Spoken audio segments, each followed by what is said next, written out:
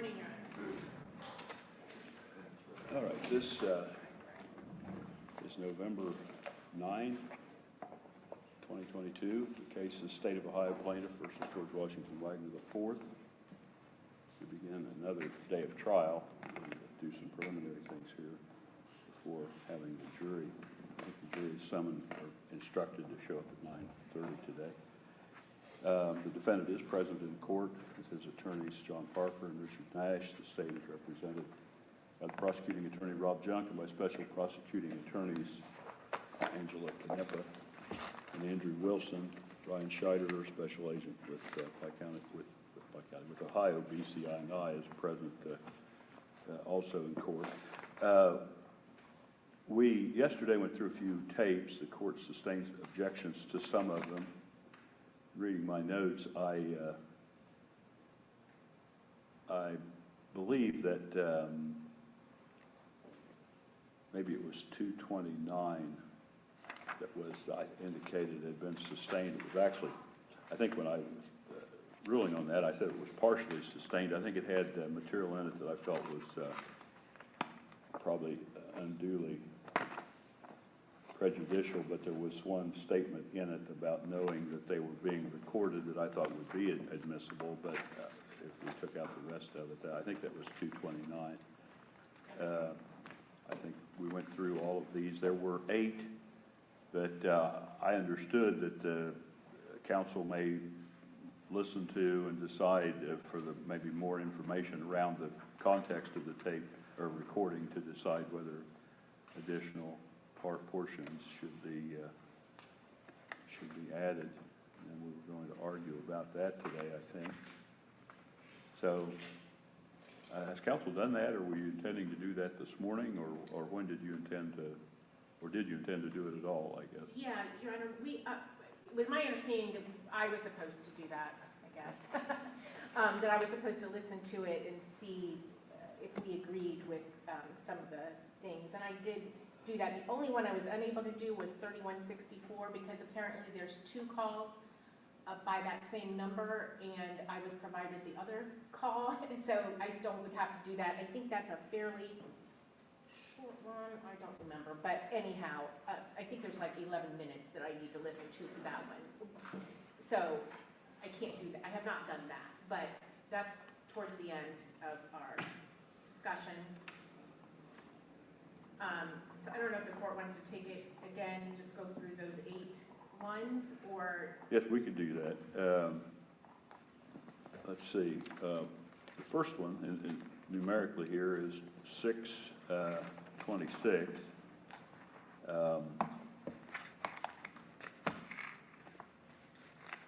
Your Honor, that one we agreed to play it all. It what? We agreed to play it all. Okay. And you, how long is it? Oh, goodness. Is 626? 626. I believe it's 21 minutes total. Okay.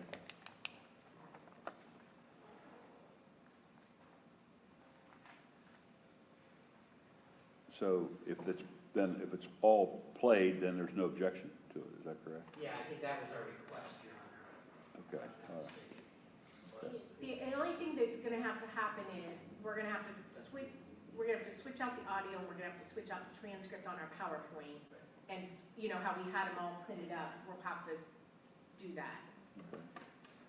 But hopefully, you know, with the jury coming in at 9:30, we get it done before then.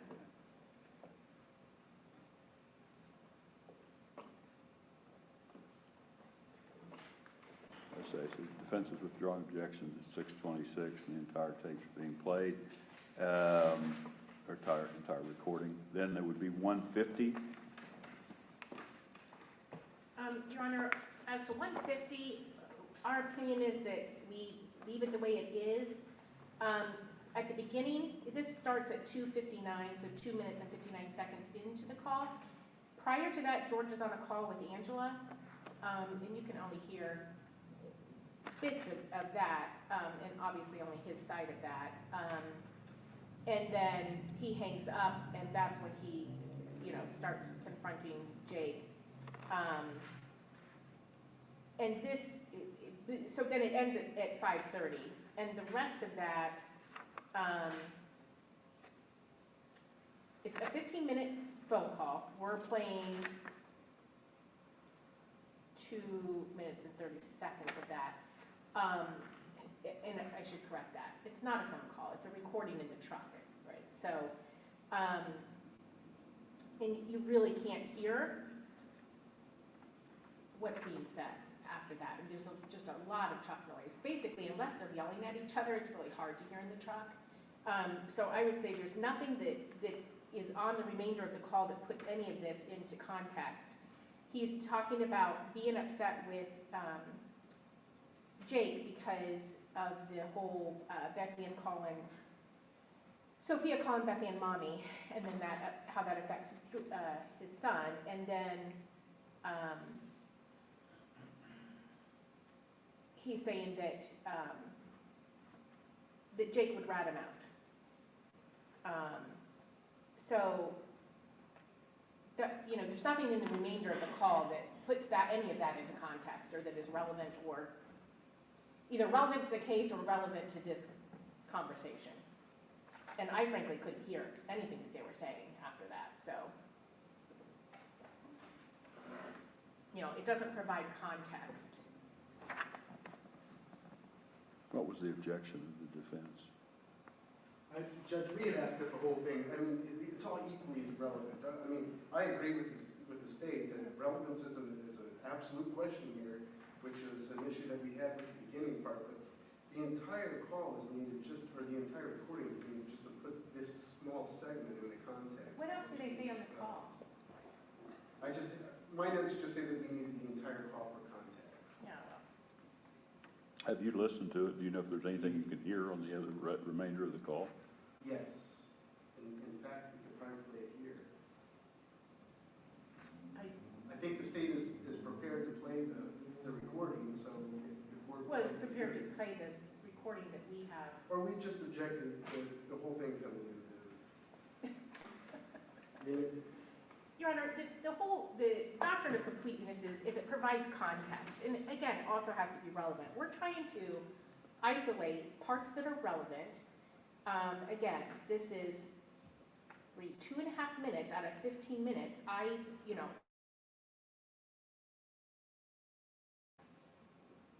Voices.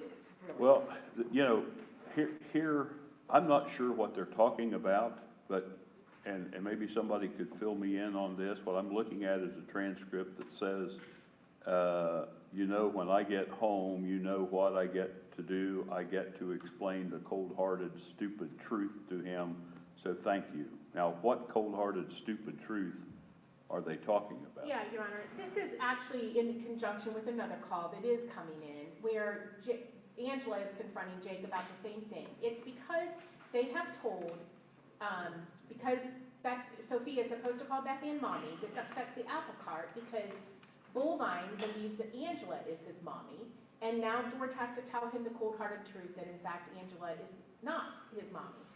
In conjunction with the other call that is coming in, and will be played, in fact, I believe, before this, you know, it provides that sort of context. And I don't know what the phone call is between George and Jake. I don't think that's one, or George and Angela. I don't know that that's one that we are playing, but I could certainly try to isolate that, and that might provide the context, you know, because he hangs up with Angela, and then he confronts Jake about this. Judge, if I could, with respect to call 150, we don't necessarily need to play the very beginning of the call, but we want the call played from where the state has suggested it starts through the end. All right, and that's what we think is important. As far as if you look at the very end of the transcript. 150? Yes, Yeah. call 150.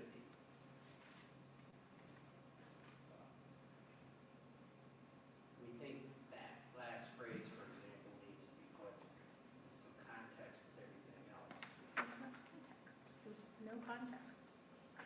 There's nothing that comes after that. Well, look, if there's no context, I mean, how does the jury take it? What are they supposed to understand? Are they just supposed to guess what it means?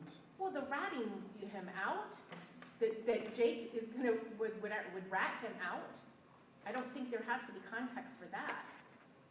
Well, except the whole stupid truth. What truth are we talking about? Is somebody somebody's grandmother rather than their mother? And is that what they're ratting out? I don't know. I mean, I don't know what it is the state hopes to get from this tape. What are you trying to convey to the jury? Well, first of all, that whole beginning thing is that they're upset because of the bovine issue. At the end, it's, you know, yeah, Jake, every time I tried to get away with something, I couldn't do it. Then they let you get away with it, or instead of that day. And then he says, every time I try and do something, you rat me out. I swear, I ought to go to BCI. He's the one who did it. He's the biggest rat there is. He would rat out anybody. I think that's relevant. You're talking about he's going to rat you out to BCI. I'm sorry, where is that? That's the very last line, Your Honor. Right there, there's a couple of things. It's the following conversation after that that puts that rat. What is the conversation? You can't even tell me what it is. How can you sit here and say it gives context when you can't say what it is? Well, it's a short conversation, let's play it. It's a 15-minute conversation. Do you have the transcript, full transcript of it? I mean, Pulling it up now. okay.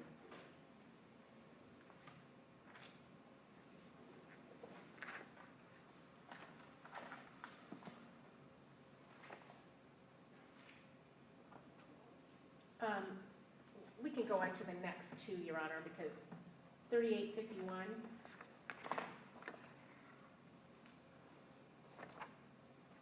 3851? I think that was one, right? Yeah, that was it. We're just going to withdraw that. And likewise with 5539. What did you say I'm about sorry. 3851? We're just going to not play it. Oh, so you're just withdrawing that? Okay, Yeah. agreed. That was the Olympics conversation.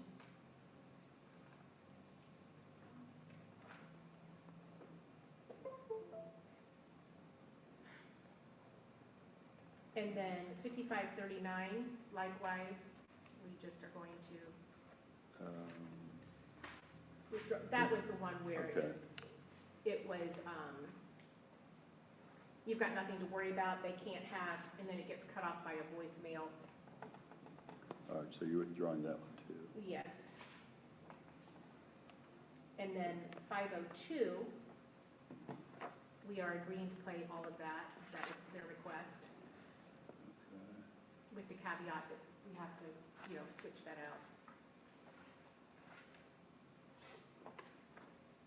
I think 502 was the next one.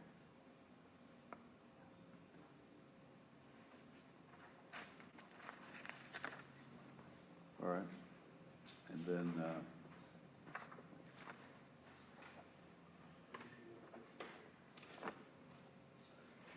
17306,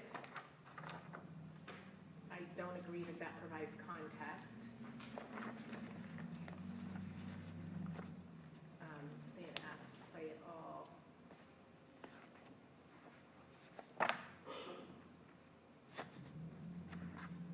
what was the objection to 17306 from defense? Yeah, if you could give me just one moment. This is one that was provided.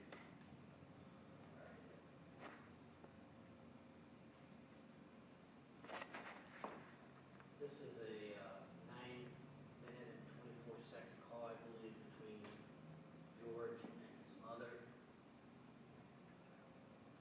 believe it starts around 3.5 minutes, and then they skip about 2.5 minutes or so.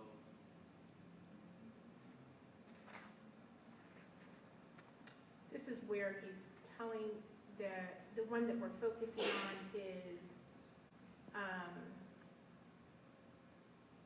basically him saying that they didn't want Chris and Randa to talk. Yeah, we think this is, if you're gonna play it, then the whole thing, play the whole, just 9 minutes or so, rather than just 2 or 3 minutes of it. How long is it? It's about 9 minutes and 9? 24 seconds or so.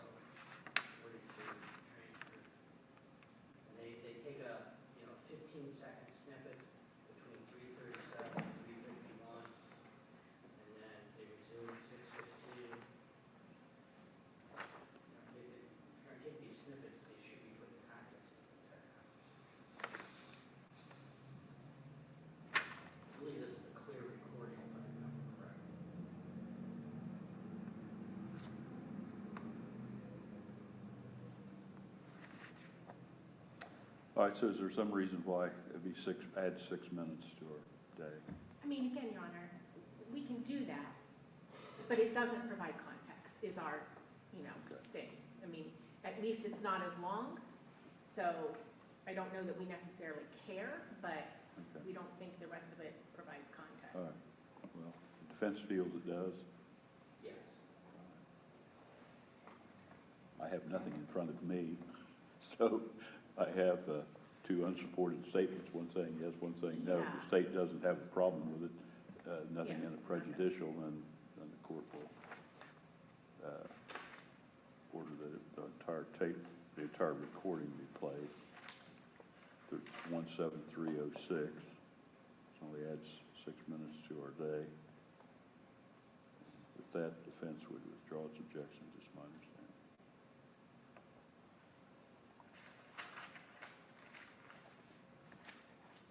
And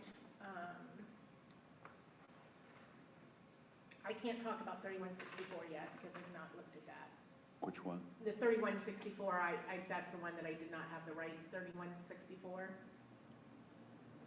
Okay, Um, so since it's the wrong one, you're just going to withdraw it, or? No.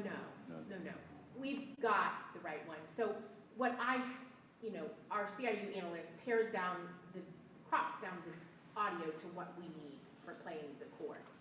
I asked her for the raw recordings that I could take them and listen to them, and also the raw transcripts if there were any. She just gave me the wrong 3164, so I did not have it. So she'll be here in about 15 minutes. So we'll have a whole new transcript too? No. No. So the correct call is in our PowerPoint.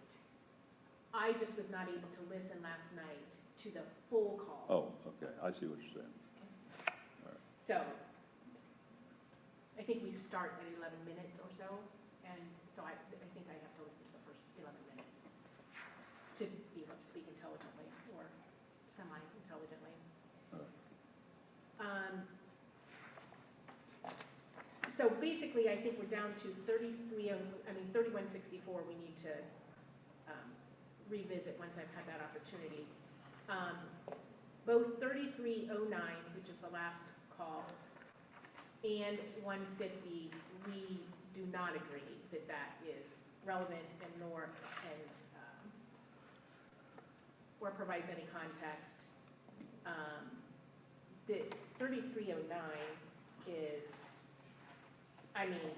they're talking about getting headstones for their dead grandfather. It's totally irrelevant stuff. So 3309, I think what we have isolated is pertinent and nothing else on there. At the beginning, they're talking about working for R&L and how he met some guy, or Jake had a conversation with a guy that said he thought he recognized him, and it turns out he knew Grandpa, and they're from Jackson, and it's totally irrelevant to anything. So we do not agree that there's any context provided by playing the rest of that, and that is a 32-minute conversation. And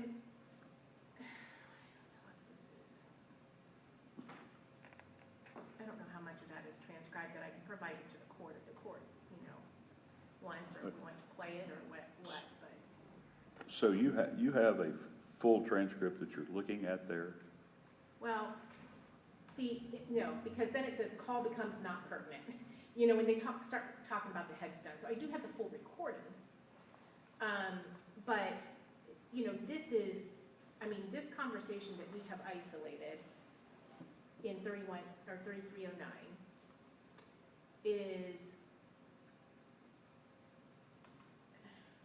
sorry, let me go to what our 3164 is on what we had, so I'm not looking at 100 different transcripts. Judge, if I could. Yes, on 3309? Yeah, on 3309, this is a good example of something we need to bring up. This is a 32-minute call or conversation. They have isolated about 37 seconds out of this call. If the court allows them to use just this segment of the call, I think the jury should be instructed that there are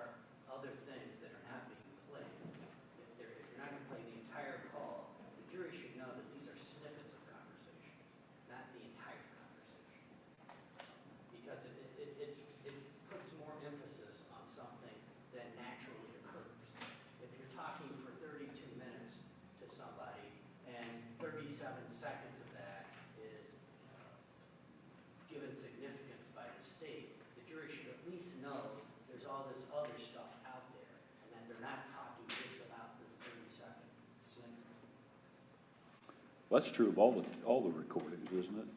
Yes. None of them are complete, is that right? Absolutely, Your I Honor. know there and might I- be one or two, I'm not sure. Yeah, I would think that he would be able to ask that on cross-examination, or I can certainly bring it out from her. I think it's going to be obvious, and I think that was covered the last time. You know, we're only supposed to be playing what's relevant and pertinent and all that stuff. That's part of the interception warrant kind of idea, too.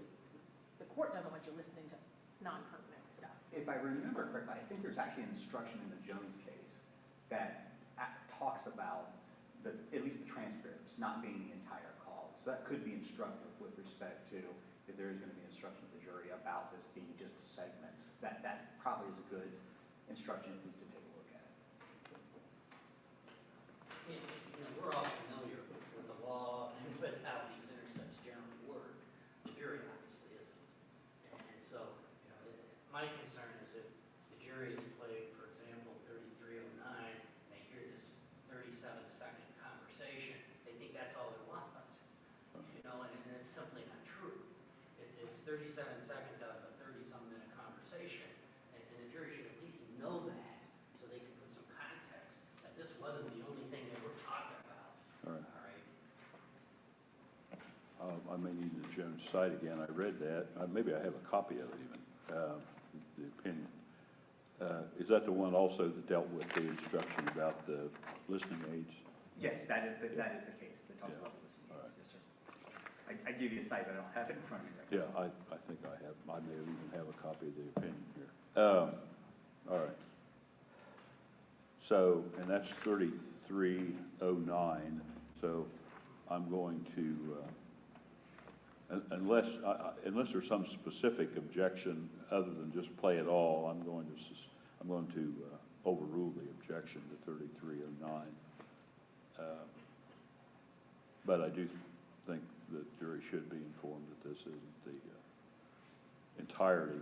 In many cases here, it's not the entirety of the conversation. And Your Honor, to that end too, I mean, there's times that appear on the transcript that they'll be looking at, the listening aid that they'll be looking at. You know, so I think it'll be, Yeah, that's the point. The listening aid is not evidence. Yeah. The listening aid is not right. evidence. I'm just saying they're gonna be having that while it's playing, so they'll see that. Right, but they shouldn't be seeing that necessarily. Okay, well, Because you want them to Well, they know should that be it's part of it contributing. or not? I mean, we don't want the listening aids at all. We think that it's clear enough where the listening aids are not appropriate. Does that leave us with what, 150? Yes. Where are we with 150 again? We disagree that that all of it should be played. How long is it? 150, I believe, is, yeah, 22 21 minutes. 55 seconds approximately. And It begins somewhere 2:59. We think it's a segment selected by the state starts about 5 minutes into it. And ends about, I think they're playing about a 2.5-minute segment, starting about 5 minutes into it, at least according to our master. And the entire thing is 21 minutes. Is there something that you can relate to the court as to the relevance to the other few minutes of it, or the other 20 minutes of it, whatever it is? Is it something that, I mean, I don't want to take up the jury's time listening to static or nothing. I can tell you what happens immediately after, Your Honor. So when he says he would rat out anybody, okay, then George says something that is unintelligible, at least according to the full transcript that I have. And then Jake responds with, "I'm the one that got him the $35 truck at the Lowe's truck stop the other day. It's supposed to be a $25 toy. Don't tell me I don't think of him. Dinosaurs, or he loves pickup trucks. You know what? He loves it." George, "Yeah, I agree." Jake, "He loves it." George, "You're getting crazy." Jake, "Either way, I spent $75 on that. I got Sophie a $25 unintelligible." And then it says, non-pertinent conversation continues about Bullwine knowing about Granny. George and Jake talk about changing drivers at midnight and how much sleep they get. The The call was minimized at 14:22, spot checked at 14:50. George says, how hard would it be to get Arnell to ship something out of Alaska? George says, might get a discount, how much it costs to ship our antlers and stuff on one pallet. It just takes some time, because trust me, you're gonna want them. Want some unintelligible with you. And then the call was minimized. So I don't see how that's pertinent, to be honest. Judge, we'll withdraw objection. Say it again. We'll withdraw All right, okay, to 150. to 150. I think that resolves all of them, doesn't it? I don't think I'm. So 626 and 502, we need to decide the full call on the transcript And 17306. in 17306. And then I still need to check on 3164. Is that right?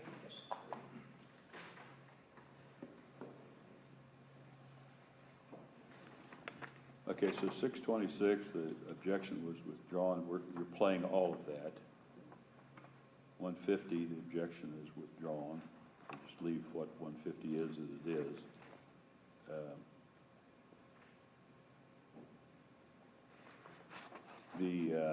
Let's see, 3851, I think you agreed to withdraw that recording, so basically,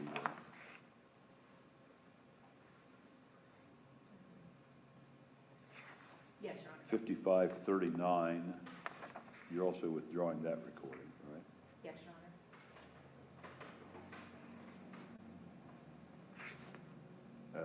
502, you're going to play it all, Yes, and Your with Honor.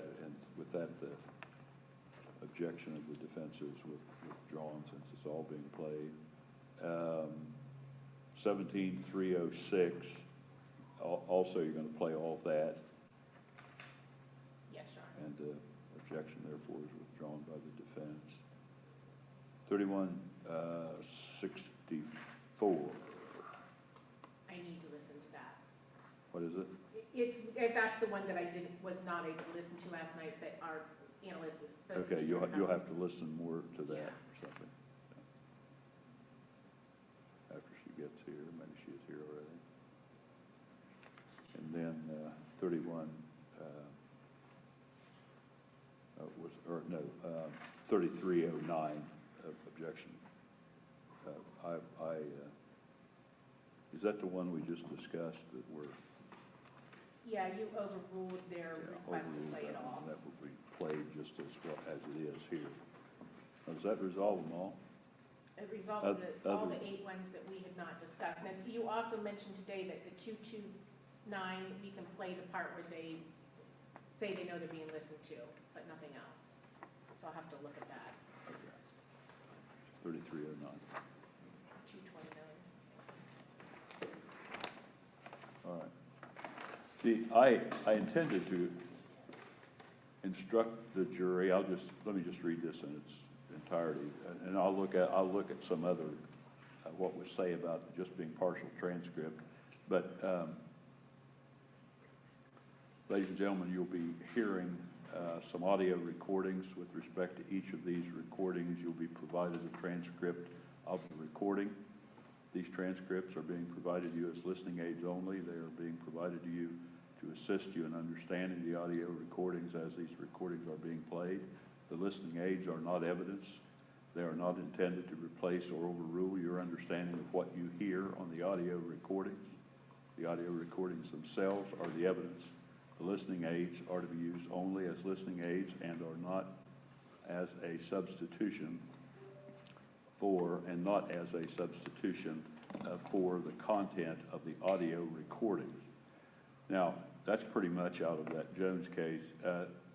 I feel like I probably should go on. We've talked about this, but my feeling is that those listening aids are not to go back to the jury room. Now, if they listen to a tape and they feel like there's some fuzziness there or something like that, they can let us know if they feel like they need some other instruction about the video, about the tapes.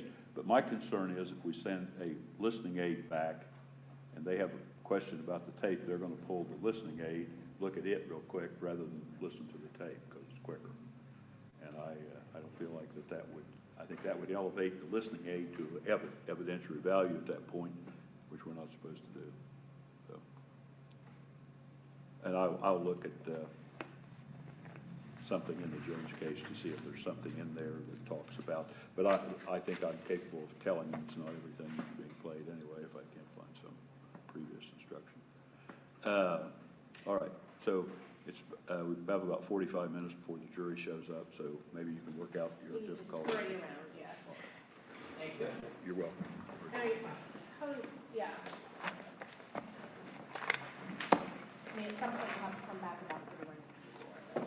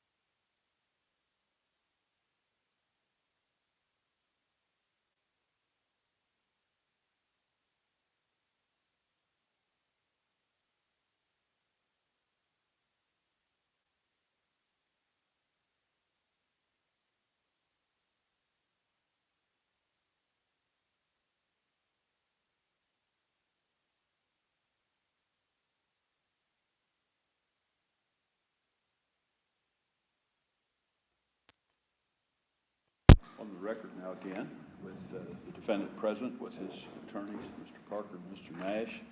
The state represented by Mr. Junk, Ms. Canepa, Mr. Wilson, and also present is Mr. Agent Scheider of Ohio BCI and I. Did counsel discuss and resolve anything with respect to, I think it was 3164? No, Your Honor. I would just like to put on the record kind of where we're at. Logistically, we've been able to make the changes to the first 20 phone calls that appear, or conversations that occur. Basically, just before call number 502, which, if you'll recall, we now are going to play all of it. It's just logistically a lot to, not so much the audio, but to the transcript. Merge that.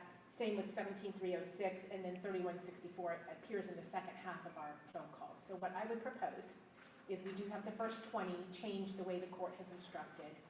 I suggest we start so that the jury's not waiting down there, and then maybe we do an hour and a half for lunch so that we have enough time to get those others the way the court has instructed us to, and then we can also talk about 3164, if that's permissible. That worked out pretty fast. Do you think we can get through 20 before lunch? I'm not sure how long it takes. I don't know, because, yeah, I've stopped keeping track of how long each one is. Some are very short, some are lengthier. All right.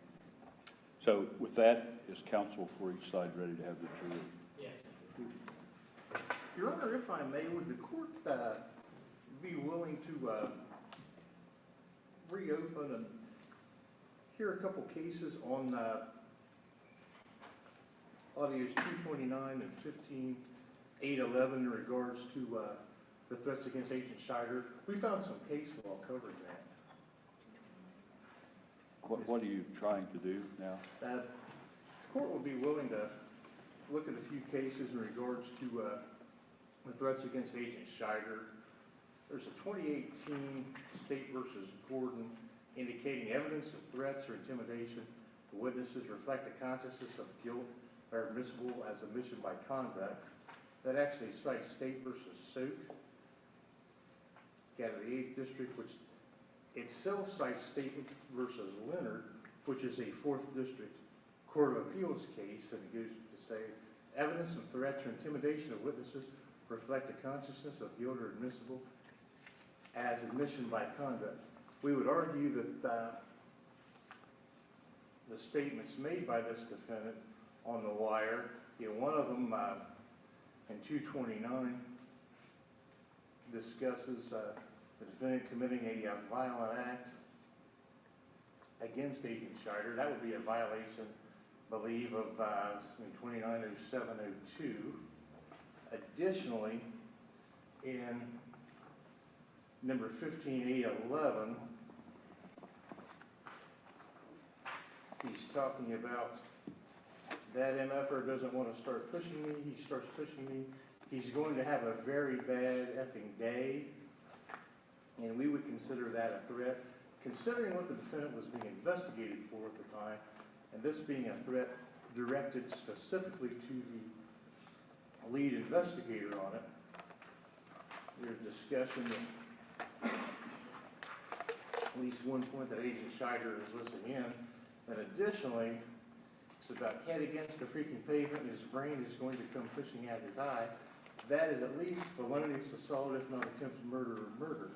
Under the circumstances, again, considering what this defendant is being investigated for, and Agent Scheider is well within his rights and the other investigators to consider this a direct threat and have to take precautions against him. Which one are you reading there? This would be 15811, Your Honor. That one is in our second batch of calls, in the latter half of the day, I suspect. The 229 that he referenced is the one that you said we could play the part where he says, you're listening to, he says, Ryan, I know you're listening to me, and then goes on to make threats. That's the one with the racist comments in it? I think so. I mean, he says, I'm not going to reconsider that one. We're going to leave that out. Now, with respect to 15.8.11? We I can mean, he decide that, says, but basically, he says black in there one time, but it's basically threatening Yeah. to rape him. he's basically threatening to rape Agent Schreier. I'm gonna bend the MFR over and him with his own junk, throw a sausage in him. Basically, that is 29.702. I think that's a rant. I understand what you're arguing, but I think that's a rant, and that's what I'm not going to reconsider that. I don't know about 15.8.11, does defense wish to argue about that one? Judge, it's very similar to being a ram. It's not a true threat, as we discussed yesterday with the U.S. Supreme Court case law. The client's not charged with any criminal offenses with respect to the speech. Once again, these are interceptions when he's out of state, driving his truck with his brother, I believe. So we don't even know where he is, or the state doesn't know where he is. He's somewhere probably in the west. There's no immediacy to whatever he's saying. It's not a true threat. He hasn't been charged with any criminal offense related to his words or speech. We don't think it's appropriate for the court to change its decision at this point in time. We won't provide in advance of resolution.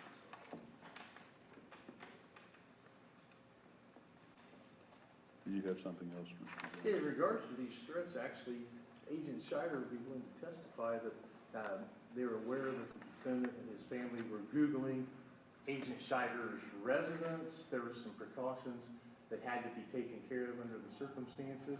That he's saying these things, and yet they're trying to find out where Agent Schreier lives, and one can only assume that they're planning on doing something to him, especially under the circumstances of what they're being investigated for. I would just say. It's basically threatening to commit a Look, violent in rape. context, I'm not, in context, it looks like on 158.11, the reaction is to some remark that was made. I have no idea what it was. It's not in the transcript. I don't know if it would appear in any part later or earlier what the remark was. It doesn't look like it's a reaction. It looks like the immediate context was a reaction to a remark made, not to the investigation itself. I don't want to open this up to error in that when we get into undue prejudice as a result of emotional reactions to comments or things like that. So I'm not going to reopen that. Let's get the jury in. Let's get these tapes played. They're coming in relatively late anyway. I mean, I should point out that we haven't had these, I think, exchanged until, now the whole thing were, but as far as identifying these and getting these exchanged, it's just been within the last 2 or 3 days. We just need to get it done so that we can get on with the case. So let's proceed with it. Is both sides ready to have the jury brought? Yes, thank you. Is the state ready to have the jury brought? Yes, Your Honor. All right.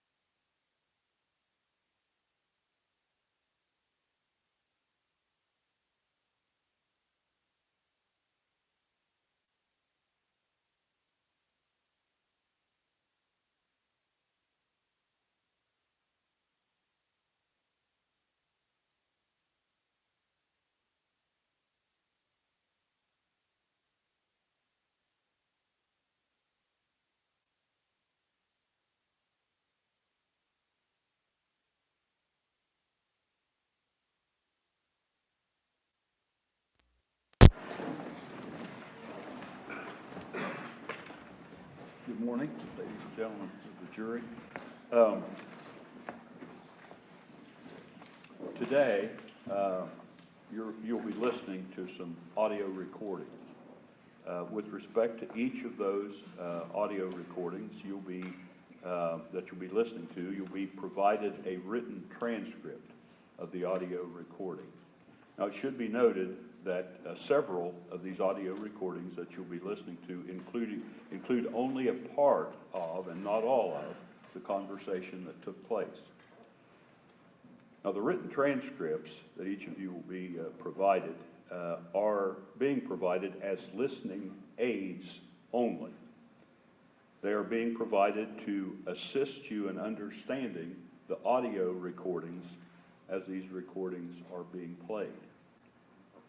The listening aids, and that is the transcripts, the written transcripts, are not evidence.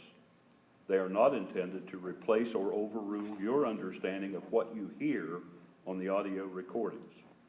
The audio recordings themselves are the evidence. The listening aids, that is the transcripts, are to be used only as listening aids and are not a substitution for the content of the audio recordings. You will not have the written transcripts, that is the listening aids, with you during deliberations in the jury room. Now, is the state ready to proceed? Yes. Is the defense ready to proceed? Yes. All right, you may call your next witness. Thank you, Your Honor. The state would recall Ms. Ebeslage to the stand.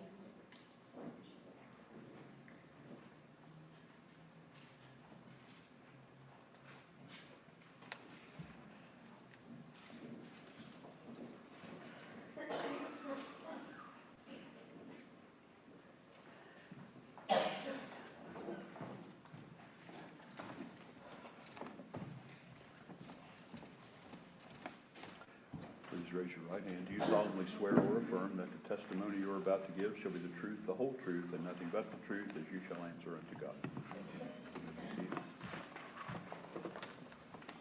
And the state may examine. Thank you, Your Honor. Hello again. Hello again. If you could, please state your name for the record. Julia Ebeslage. And Ms. Ebeslage, at the beginning of this testimony, I would like to focus your attention on the interception warrant that was obtained in 2018, or interception warrants, plural, I guess I should say. Yes. Speaking of that, can you tell us,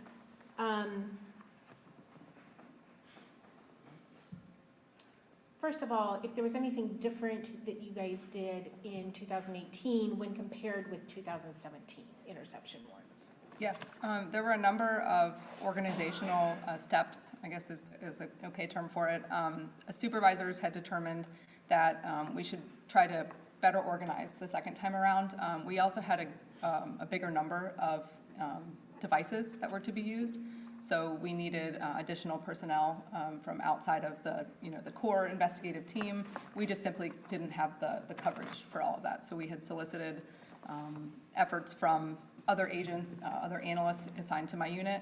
And so we had to give better training, more case update type information. So we had what was mandatory briefing for anyone that wanted to participate in monitoring these devices. They had to attend this training. It was basically a case summary kind of thing with details about the Wagners and about the victims' families, things like that, so that they could have a better understanding perhaps than maybe all of the monitors did in 2017.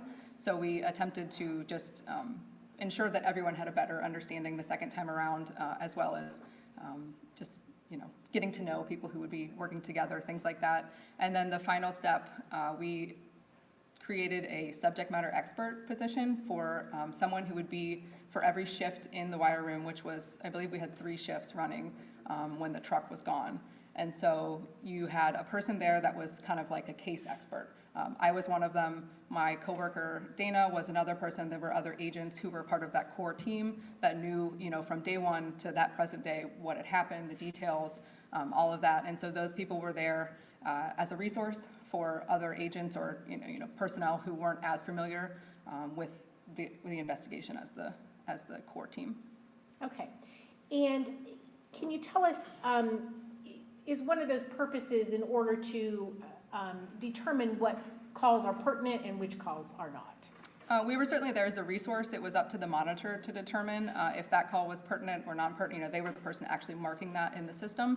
But for reference, for us, helping to determine if a particular conversation was definitely pertinent to the investigation, as a whole, that was what we were there for as a resource. So they were ultimately, there to make the decision in the system, but certainly we were there as a resource to say, hey, they're talking about this or they're talking about that. Is this something that we should continue listening to? And we were there, to say, that would be something good to listen to, or, just keep listening to better understand, things like that. Okay. And was there also any legal training provided? Yes. So as in 2017, and with every other interception warrant that is obtained, a person, whoever wants to monitor or be a part of the investigation with the wire, has to do minimization training. Again, it's just a briefing from an attorney and giving you kind of the... I'm sorry, Object to this. basis is. Judge, legal training for whoever monitors it is not relevant. They intercepted certain things. I'm going to overrule the objection. This is a training required by every interception warrant to monitor or participate in the investigation. So that was the same thing from 2017 to 2018. It's the same thing for every other interception warrant I've ever worked in my career. So. Okay.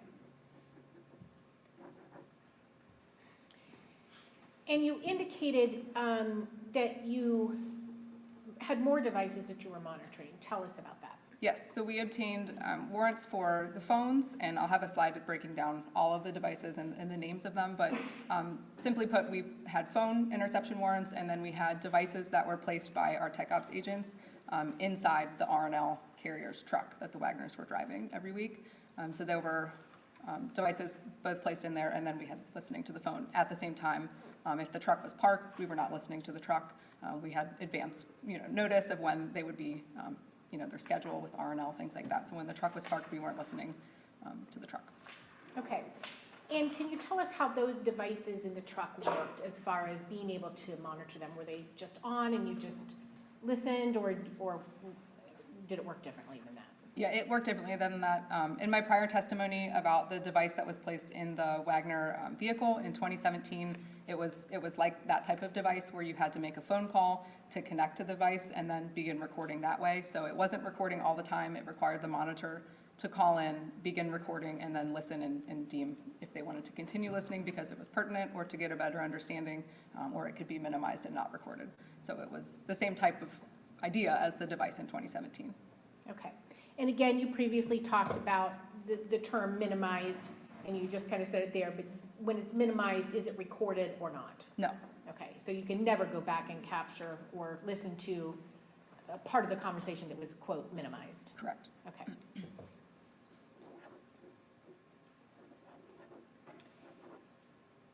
And when you had this big training and case details were provided, do you recall who was providing that information? I believe Agent Scheiderer was leading it, or I don't remember who the lead was, but there was input from a variety of people on the core investigative team. Myself and Dana, the other analyst that was assigned to the case, helped prepare the presentation. It gave a timeline of sorts, and there was input from different members of the investigative team, certainly. Okay. And do you have a rough idea of how many calls were recorded? I don't. It was more than we recorded in 2017, that was for sure, but there were more devices in 2018. But there was certainly more that was recorded and more that was deemed pertinent to the investigation in 2018 than there was in 2017. Okay. And as part of being that subject matter expert, again, that required you to be intimate with the case details, correct? Yes, those were people that were chosen by supervisors at BCI or the attorneys that were involved in the case, people designated as such. It couldn't just be like, I volunteered to do this. It was someone that was chosen, that had been there from the beginning. And I don't know exactly how many there were, but 5 or 6, I think, people that were there all the time. Myself and the other analyst, Dana, were the primary subject matter experts that were there in the wire room. Okay. And as a result of your participation in that monitoring of the interception warrant, I guess we should start with, let's talk about when it was first instituted or implemented and the duration of it. If we could go ahead and have the PowerPoint, please.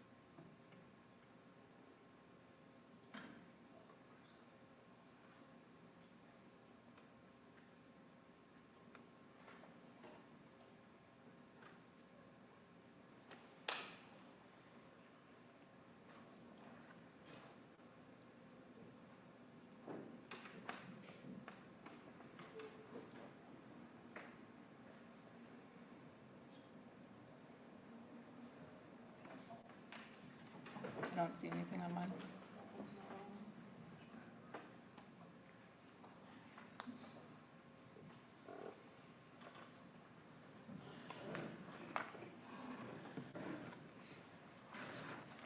I don't have that.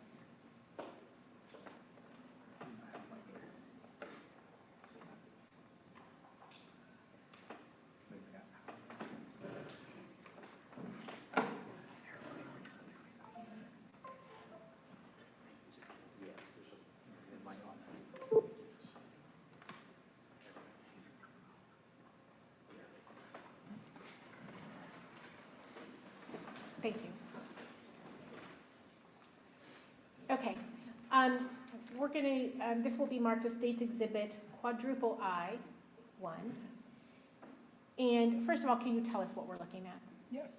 This was from a spreadsheet that we used in the investigation, but this basically outlays the devices that the interception warrants were obtained for, the dates of the original orders, and then if an extension was granted by the court for an additional 30 days, that date is on there as well.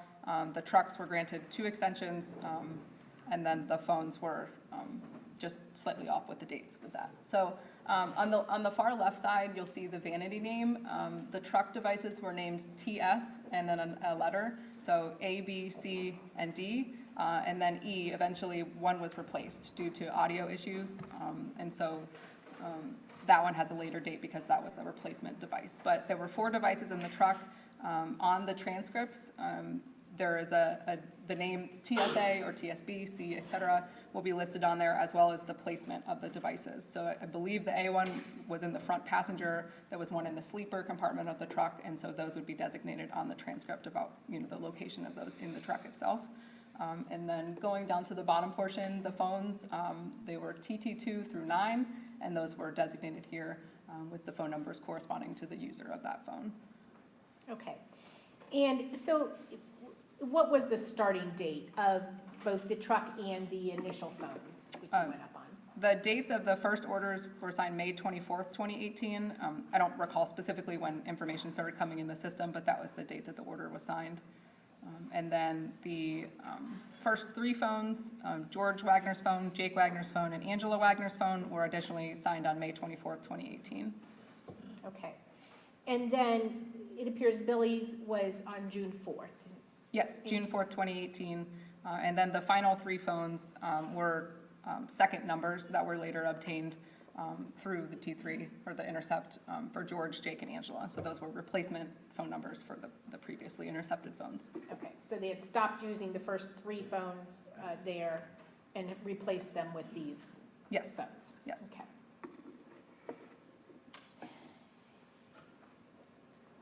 And do you recall why you did not go up on Billy's phone at the same time as the other 3? I don't recall the specific reason off the top of my head. Okay. No, I don't remember at this present moment. And it appears that you were, the last basically, it appears that you went through the end of August as far as monitoring this, is that correct? Yes, so the truck, the second extension was signed on July 27th, so that would have provided us another 30 days of listening. And then the last phones, George and Jake's phone, were granted extensions on August 16th, 2018, and I believe like the third week of August was generally around the last time that anything was recorded. Okay. And now the phones, tell us how they operated differently than the truck devices.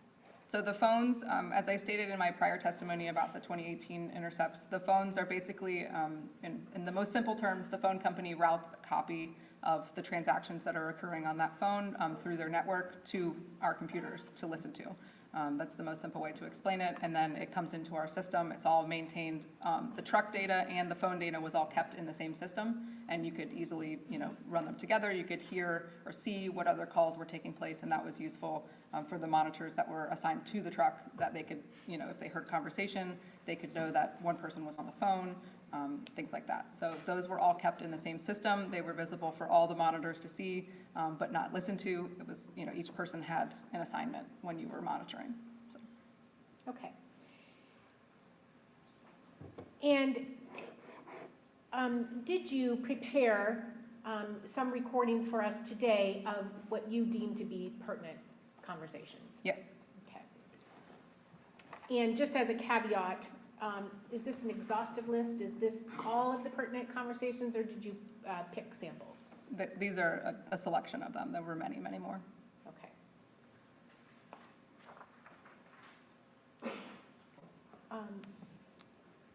Your Honor, before we play the first one, I don't, if you just want me to hand this and they can pass it around, the listening Transcripts off aid? the first one, yeah. Okay.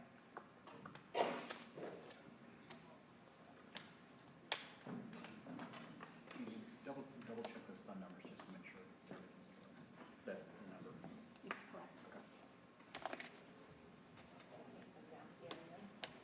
Start some here for you guys.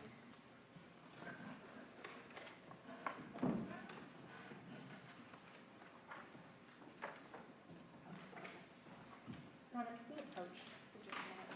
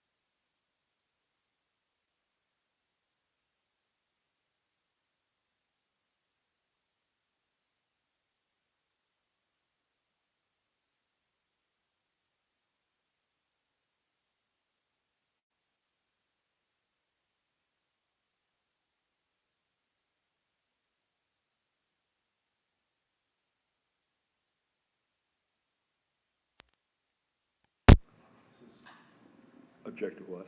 We've been through this, we object to this. Your Honor, if we could I mean,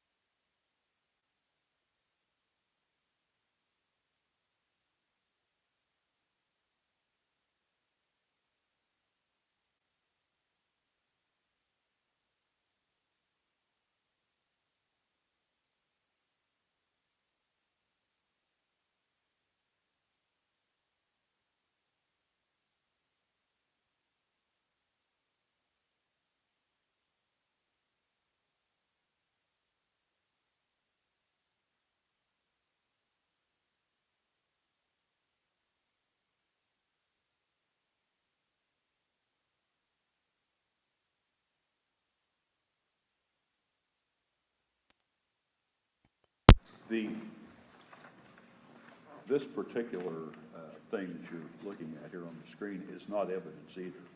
The evidence is from the witness and from the audio tape itself.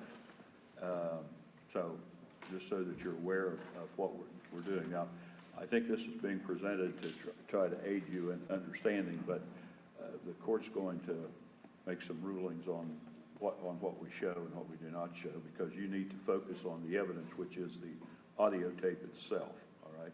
And those listening aids that you have are just listening aids, and this that appears up here is not evidence either, all right? So you may proceed to ask your questions, if you have any more questions of this witness. I have none. If we could please play, the audio will be 2A. I can't help it. Your mom talks really loud on the phone. I was in the back room doing my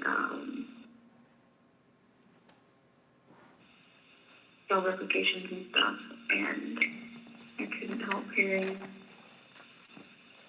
that she was telling you that you ought to respect me again. I'm sorry, I couldn't hear. What did you say? So you couldn't help hearing what? I couldn't help overhearing because I was in the back room and I heard your mom telling you that you should respect me again.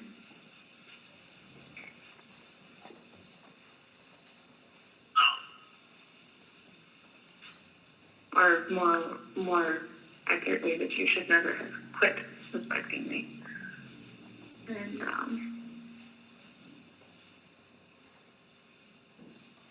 kind of ruined the day.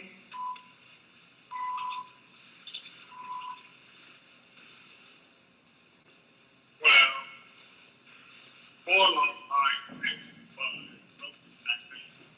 I can't hear you. What was that? saying that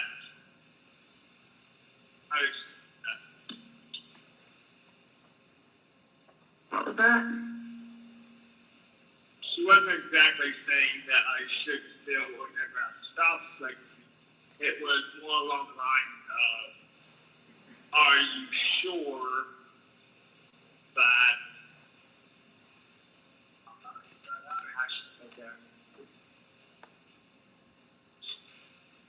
like, are you just going to take what somebody said and just drop the subject? Because apparently somebody said something else that wasn't what she said before. Like, first it's did, it's did, it's did. I don't know. Something like that. I didn't hear any of that. You keep freaking out. Can you hear me now? I can. I said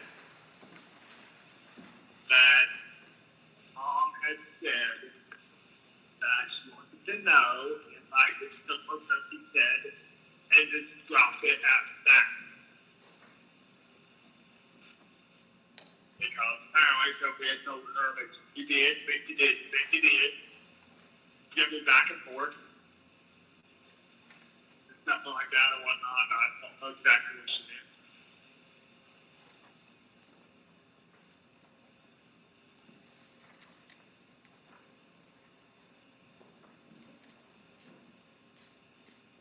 She's just extremely worried. Mm-hmm.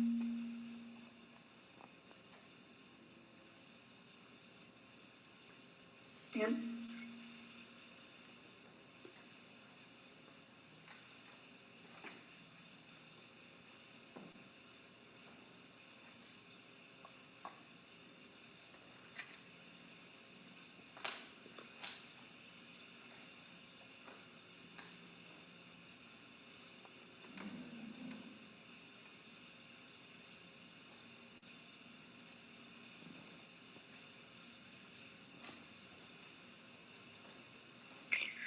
Yep.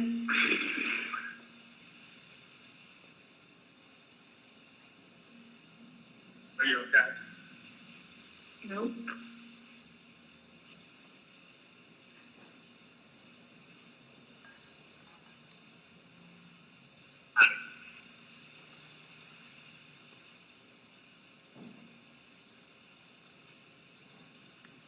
What? It's okay. No, it's really not. What?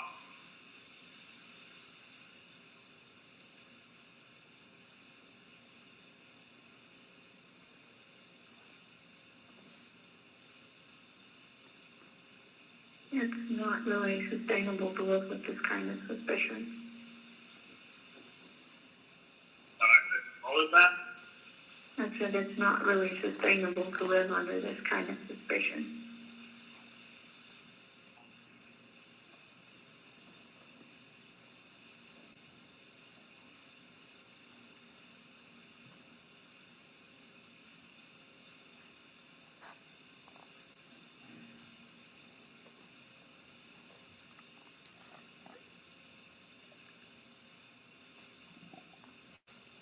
I think that.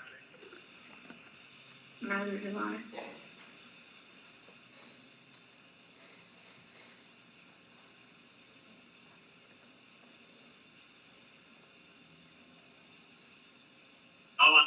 All I'm saying is she's going to leave it all up to me, and what happens, whether anything happens or not, is all on me. So,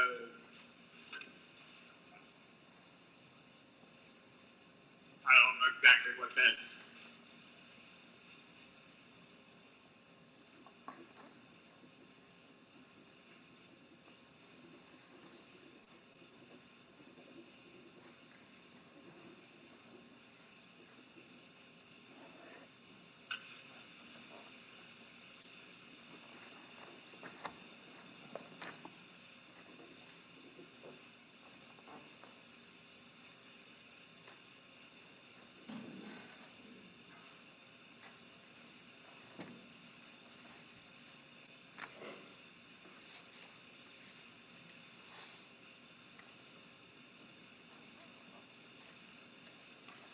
Are you still there? I'm still here.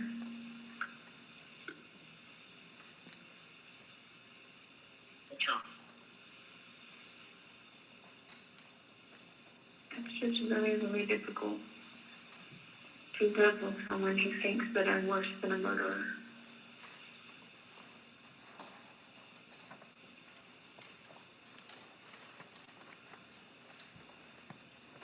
and he was so willing to believe it.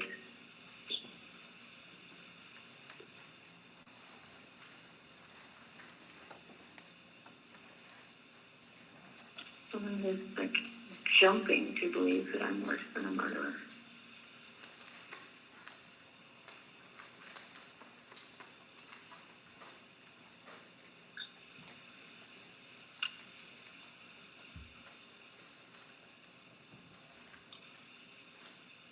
All relationships are built by trust and destroyed by distrust.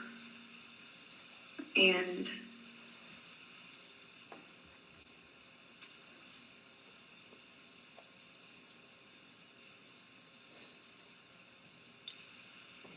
this kind of distrust it's eating away on my soul.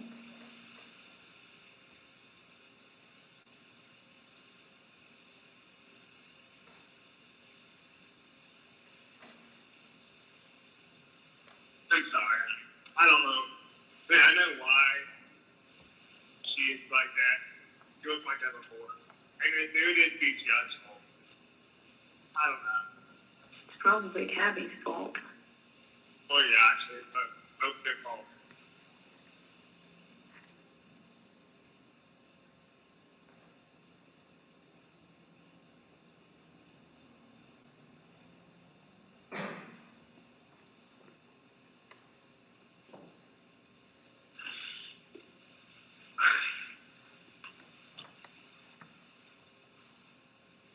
I'm sorry.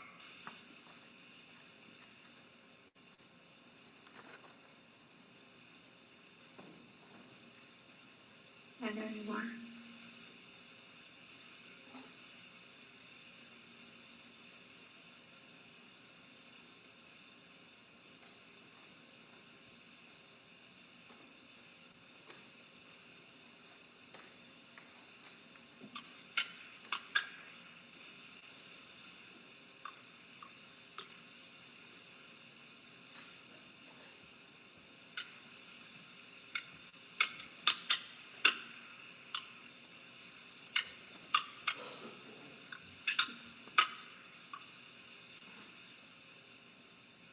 Kind of makes me want to just not exist, so.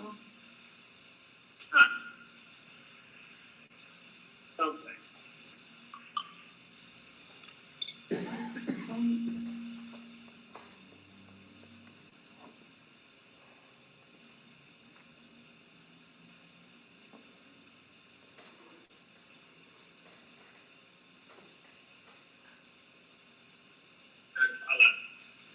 It doesn't matter what my mom thinks I do, it doesn't matter what I.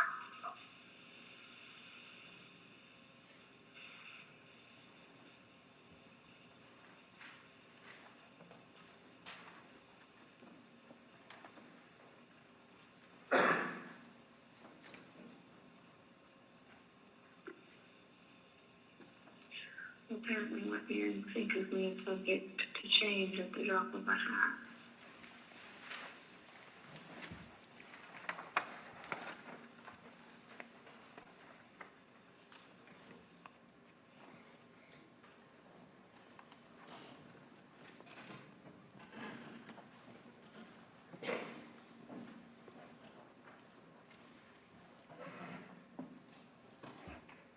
And was that the extent of that conversation that you prepared for us today? Yes. Okay. States Exhibit quadruple I3.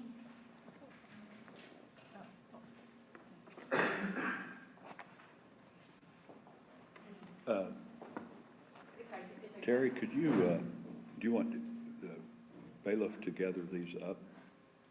I mean, that's okay. Yes, that's fine. Want to get those?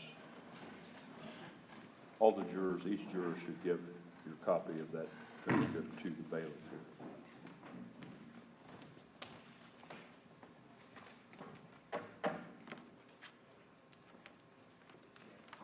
Yep.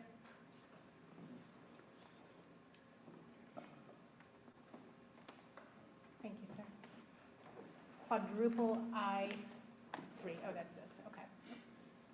This is call number 471 for this particular line. The date and time of the call is May 30th, 2018 at 21:50.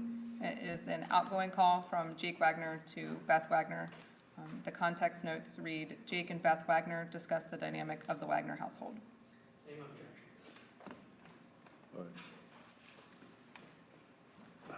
All right. Again, I want these provided to defense counsel before they go up there. So we have some opportunity to discuss, or to object if they do, to whatever the comment portion is. This is identical to the last slide, Your Honor. I'll overrule the objection in this particular case, but I think before they go up there, a copy needs to be presented. I assume they exist in hard copy form somewhere.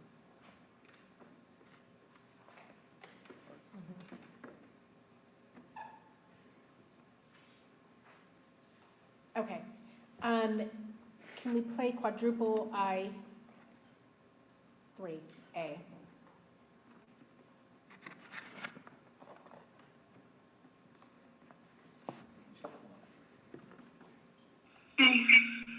Oh, sorry.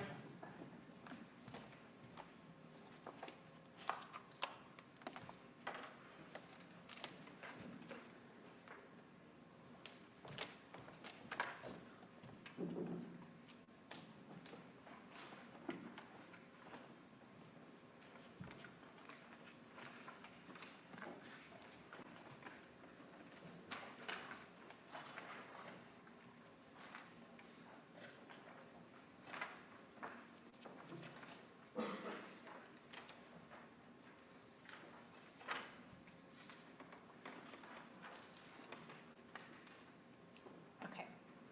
Now, can you play that, please? Okay, what part did you hear? I heard that you love me and that it doesn't matter what she thinks about me, it just matters what you think about me.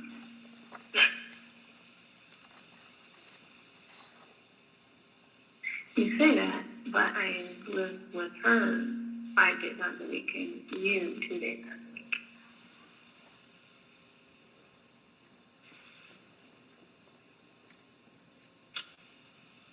I didn't hear you speaking out. So you say that, something. But I live with her 5 days out of the week and with you 2 days out of the week. So it does actually matter.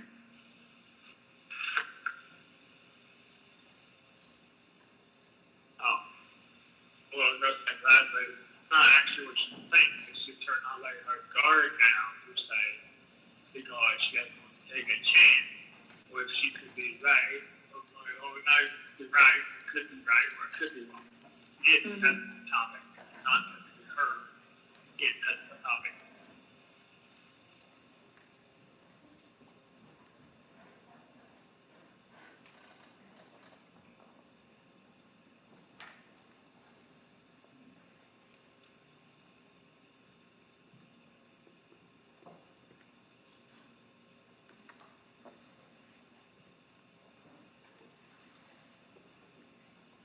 You do know, right, that I have to pretty much stay away from the kids the whole time you're gone, and if they come anywhere near me, she freaks out. And if,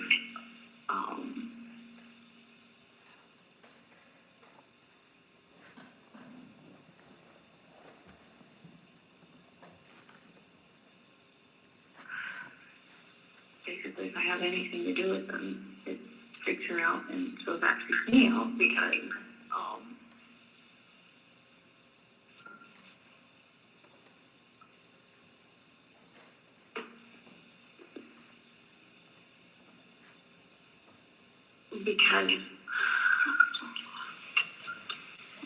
everything is on the line.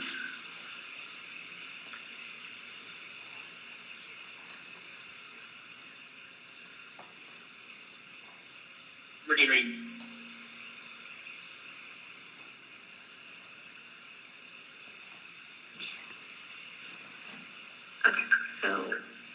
I've told you Sophie keeps trying to close me in the bedroom in front. If I was to not be paying attention 100% of the time, and if she was to succeed and close and lock the door for more than 1 minute, your mom would see that as a possible time when I could have been abusing Sophie. So I'm virtually constantly on edge and constantly watching and constantly having to make sure that I don't touch the kids or that they don't follow me in a room or follow me into the house when your mom's not in there or anything like that. And she's constantly watching the same way, like having to make sure that they're not following me and make sure that we're not alone together. And it is extremely stressful for everybody concerned. And of course the kids don't understand why they can't play with me, and so they keep being like, hey, play like this, and I can't do it because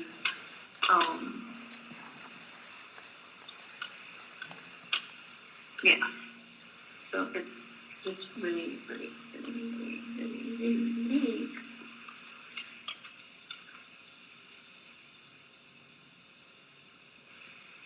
because, like I said, if there was ever a time when I wound up being alone in the house and alone in the room with either of them, that would be seen as a potential time when I could have been abusing one of the kids.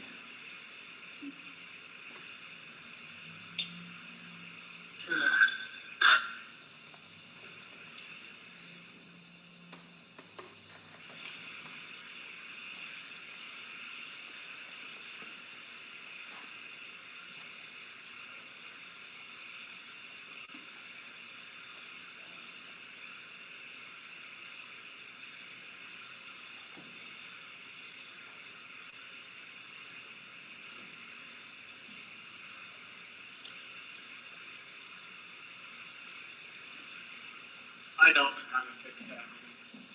I'll try to figure out a way, but at this moment, I don't know.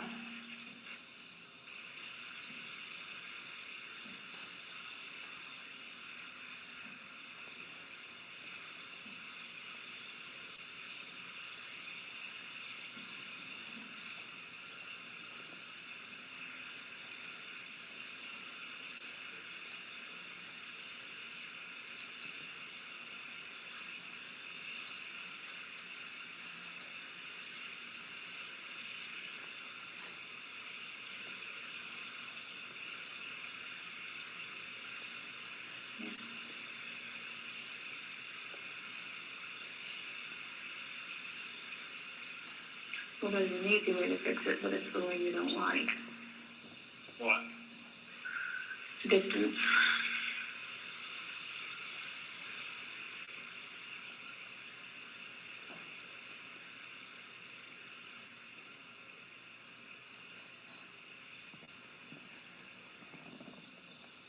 Yeah, that is true, but again,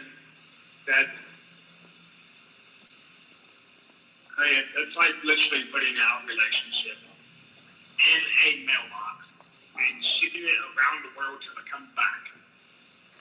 Mm-hmm.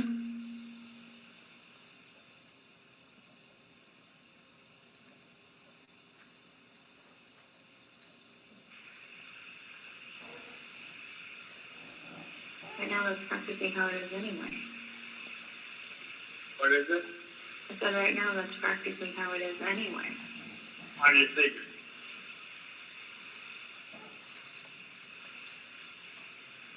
It's pretty much on hold as it is.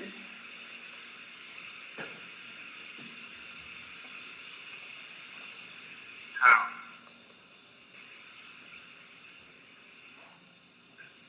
Because of how Sophie doesn't likes me being here.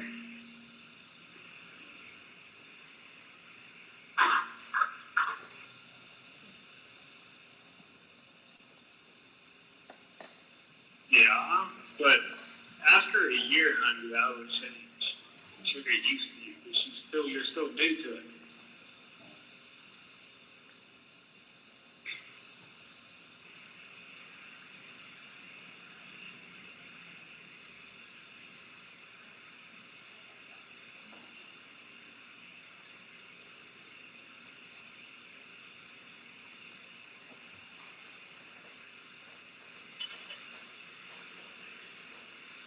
You know, she's not going to accept me unless your mom does.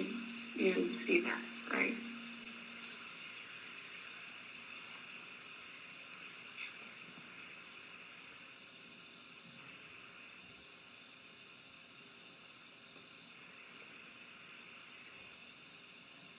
Well, If your mom's on edge around me, she's going to be on edge around me.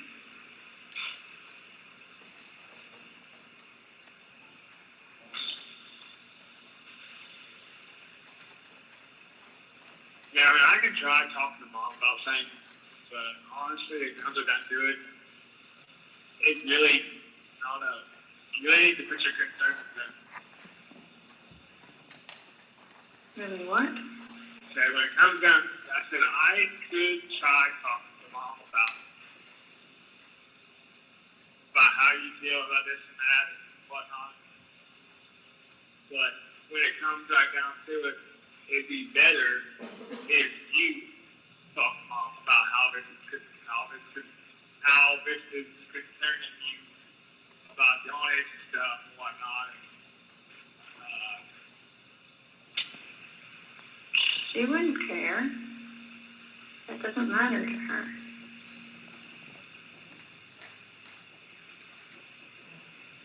See, your mom could care less how something affected me. That doesn't matter to her. The only thing that matters to her is the kids and you guys. So she doesn't care diddly squat how something affects me. Because, I mean, and think about it. If you had a snake in your house, and she sees me as a snake, if you had a snake in your house, you wouldn't care one bit how the machete you're swinging at the snake affects the snake. You don't care. And that's the way it is. So it doesn't matter how something affects me to anyone but you.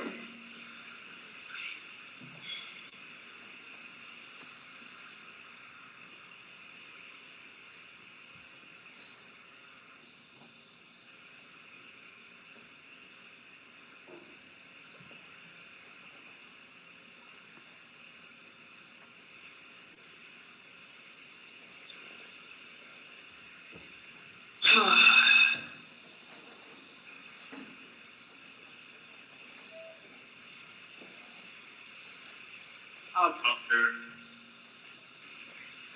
I don't know if there's really any way of making anything different. I mean,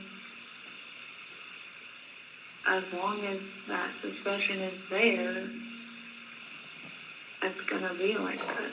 And there's pretty much no way of disproving that suspicion either. So it's kind of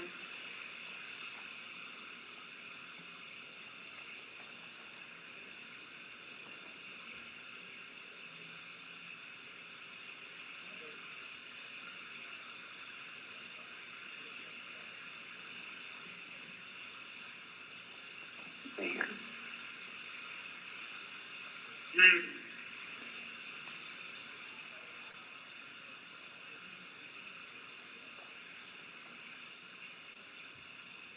I mean, obviously I could prove from this point on that I am not doing that, but there's no way to prove that I did not do that.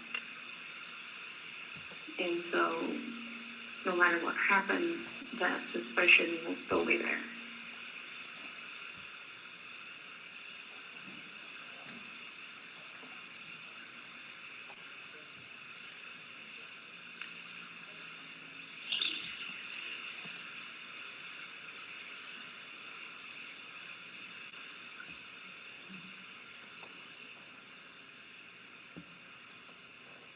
know.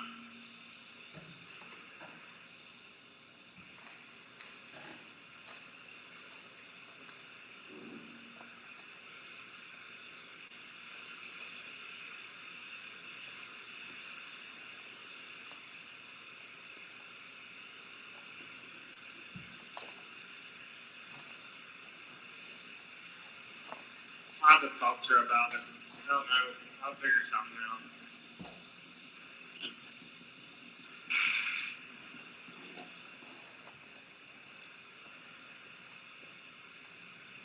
Other than that, did you tell my mom that the whole first week we was together in that house and I tried to have sex with anywhere except with you? I didn't say the whole first week. I said in the first week you did. Because she brought it up. She said that sometimes Sophie is a light sleeper or pretending to sleep, and so you might think she was asleep and she wasn't, and that she might have seen something during that time, like you might have thought she was asleep, and then she was talking about the shirt off comment that Sophie had made in the living room. And so I did tell her that during the first week we were living here, you had sometimes done that sort of thing after Sophie was asleep, like looking down my shirt or wanting to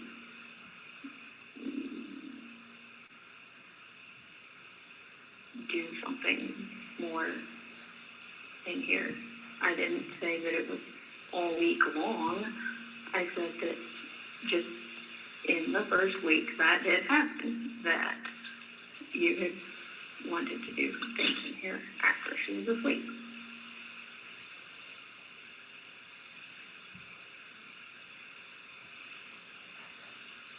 But that you realized within that first week, and me too, that that was not something that should be done. That happened.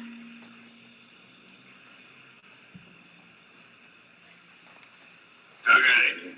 Don't you remember that? Yeah. Okay.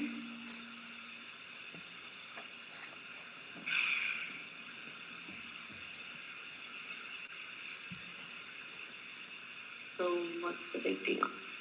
How was it happening? Why? No, I didn't.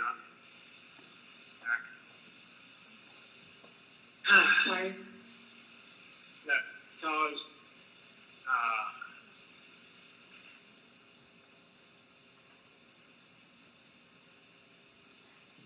she had said that you said that I wanted every night, the first week. Well, the first week was every night, or whatever, something like that. And she asked me which one, yes or no. I said, no, it's inaccurate. Because there was so she's lying. No, I said within the first week. I didn't say every single night. I mean, It's not a big deal. at least that was not what I intended to communicate at any rate. It was the only thing I intended to communicate was that during the first week, there were some events like that. Look. It's not a big deal, it really is.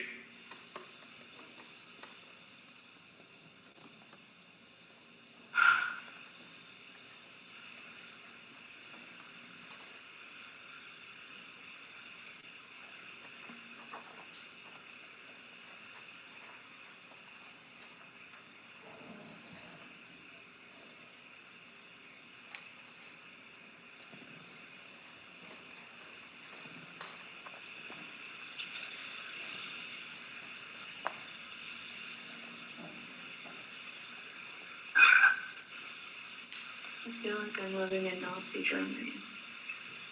Where? Nazi Germany. I have no idea where that's at.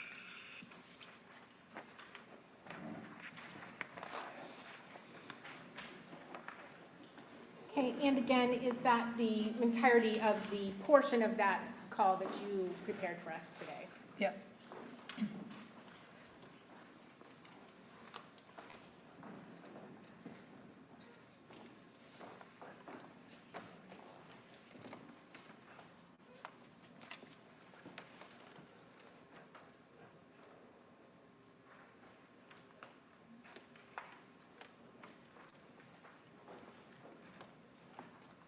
Thank you, sir.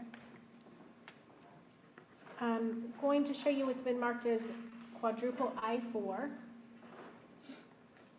This is call number 621 from May 31st, 2018 at 12:03.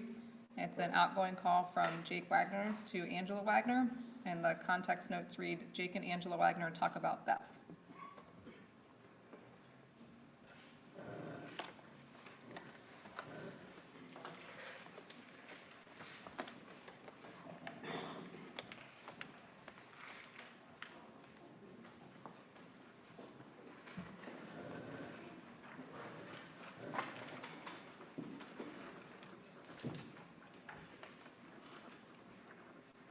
Okay.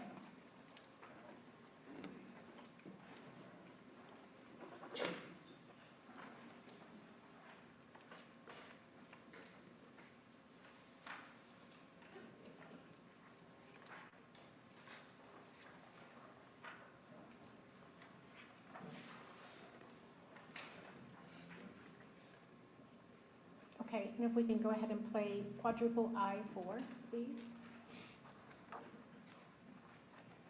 Anyway, Beth Keys at the library again. Yeah.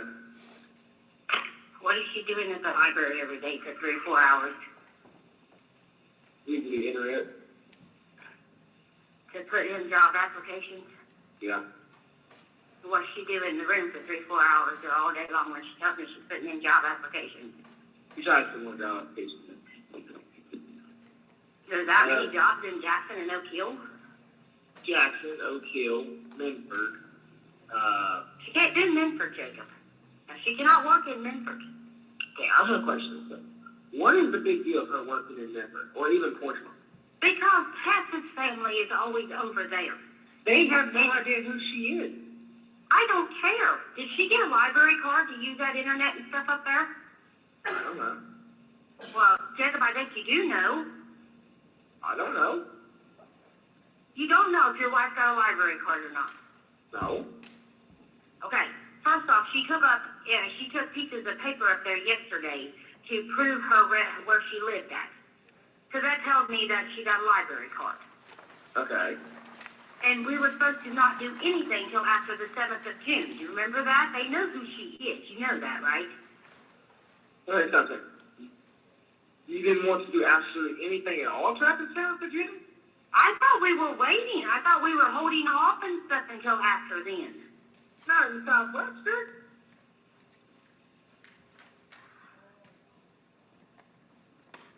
You know what, Jake? No, Tony was.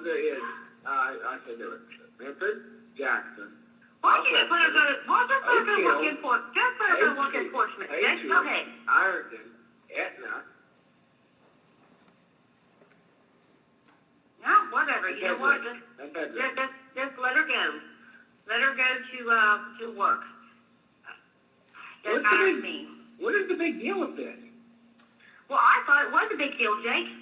I thought saving our butt and keeping us safe and keeping the kids safe was a big deal. That's what it is. Okay, I thought that was important. Her getting a job. How is that a big deal? Her getting a job. Well, I don't know. Quit, Wolverine. Sophie, quit. Go to the TV room and sit down. Now. I don't know, Jake. I don't know. You say we can't do this and we can't do that. You hide your truck and everything. Take everything off your truck and sell it so it don't even look like it's a normal truck. Basically give everything away. If it's not such a big deal, what'd you do all that for? Okay, stop. You are delusional. You need to, 100%, you need your medicine. Excuse me, Jacob. You will stop insulting me right now. You've done enough. Hey, you have done enough damage. You've done enough damage. Enough around here. Now, I'm telling you, you'll stop insulting me. You and George are both going to not treat me that way. I'm not treating no way, Mom. You know this much. You need your hormonal medication or whatever that stuff is. But you are literally off the deep end. Really, Jake? Really? But you're making this out to be a big deal, and it's not. No, Okay, let me settle. Yes, I don't want my truck to be recognized because if they are recognized, everybody knows what it looks like. Especially those who got it. Hang on a second.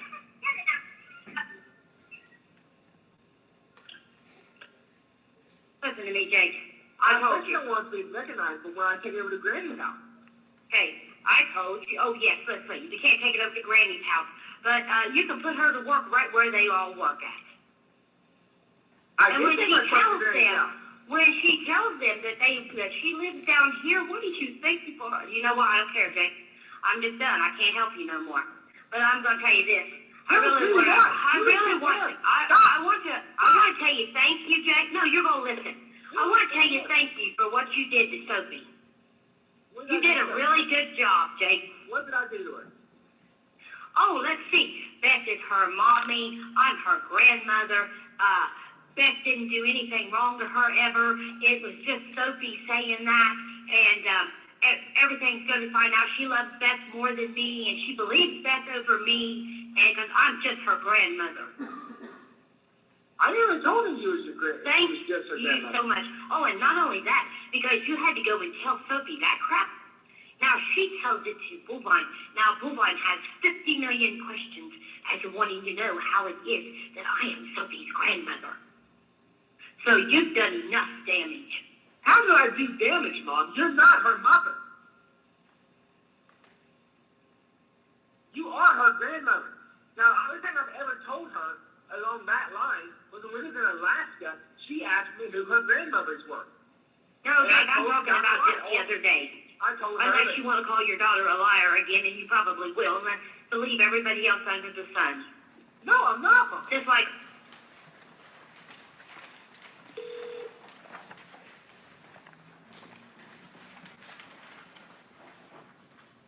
Okay, and again, is that a fair and accurate copy of the portion of that conversation that you prepared for us? Yes. And can you tell us on May 30th and May 31st, when these first initial calls are being made, was that prior to the investigators doing any investigative activities? Yes.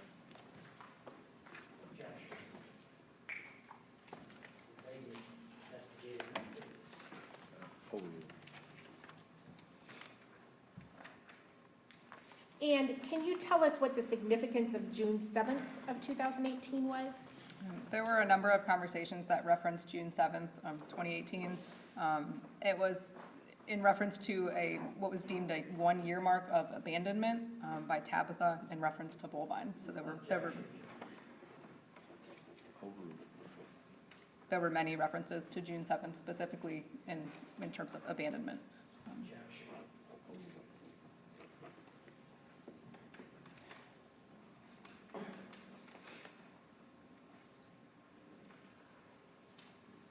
Okay.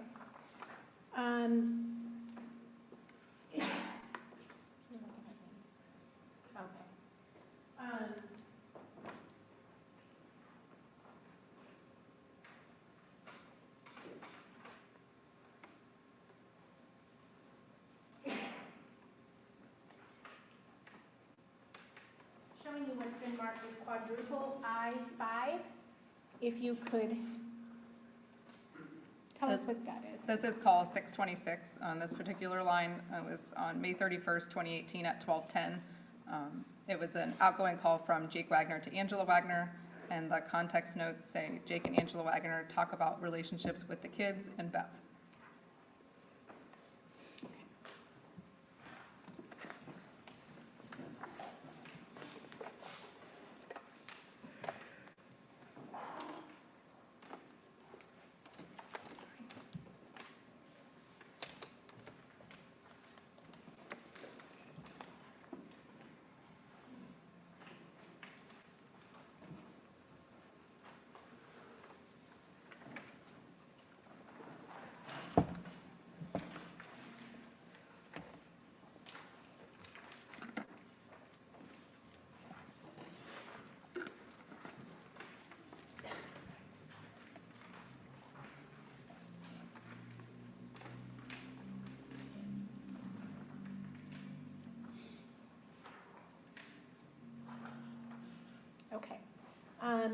Plain Mount, State's Exhibit quadruple I-5A.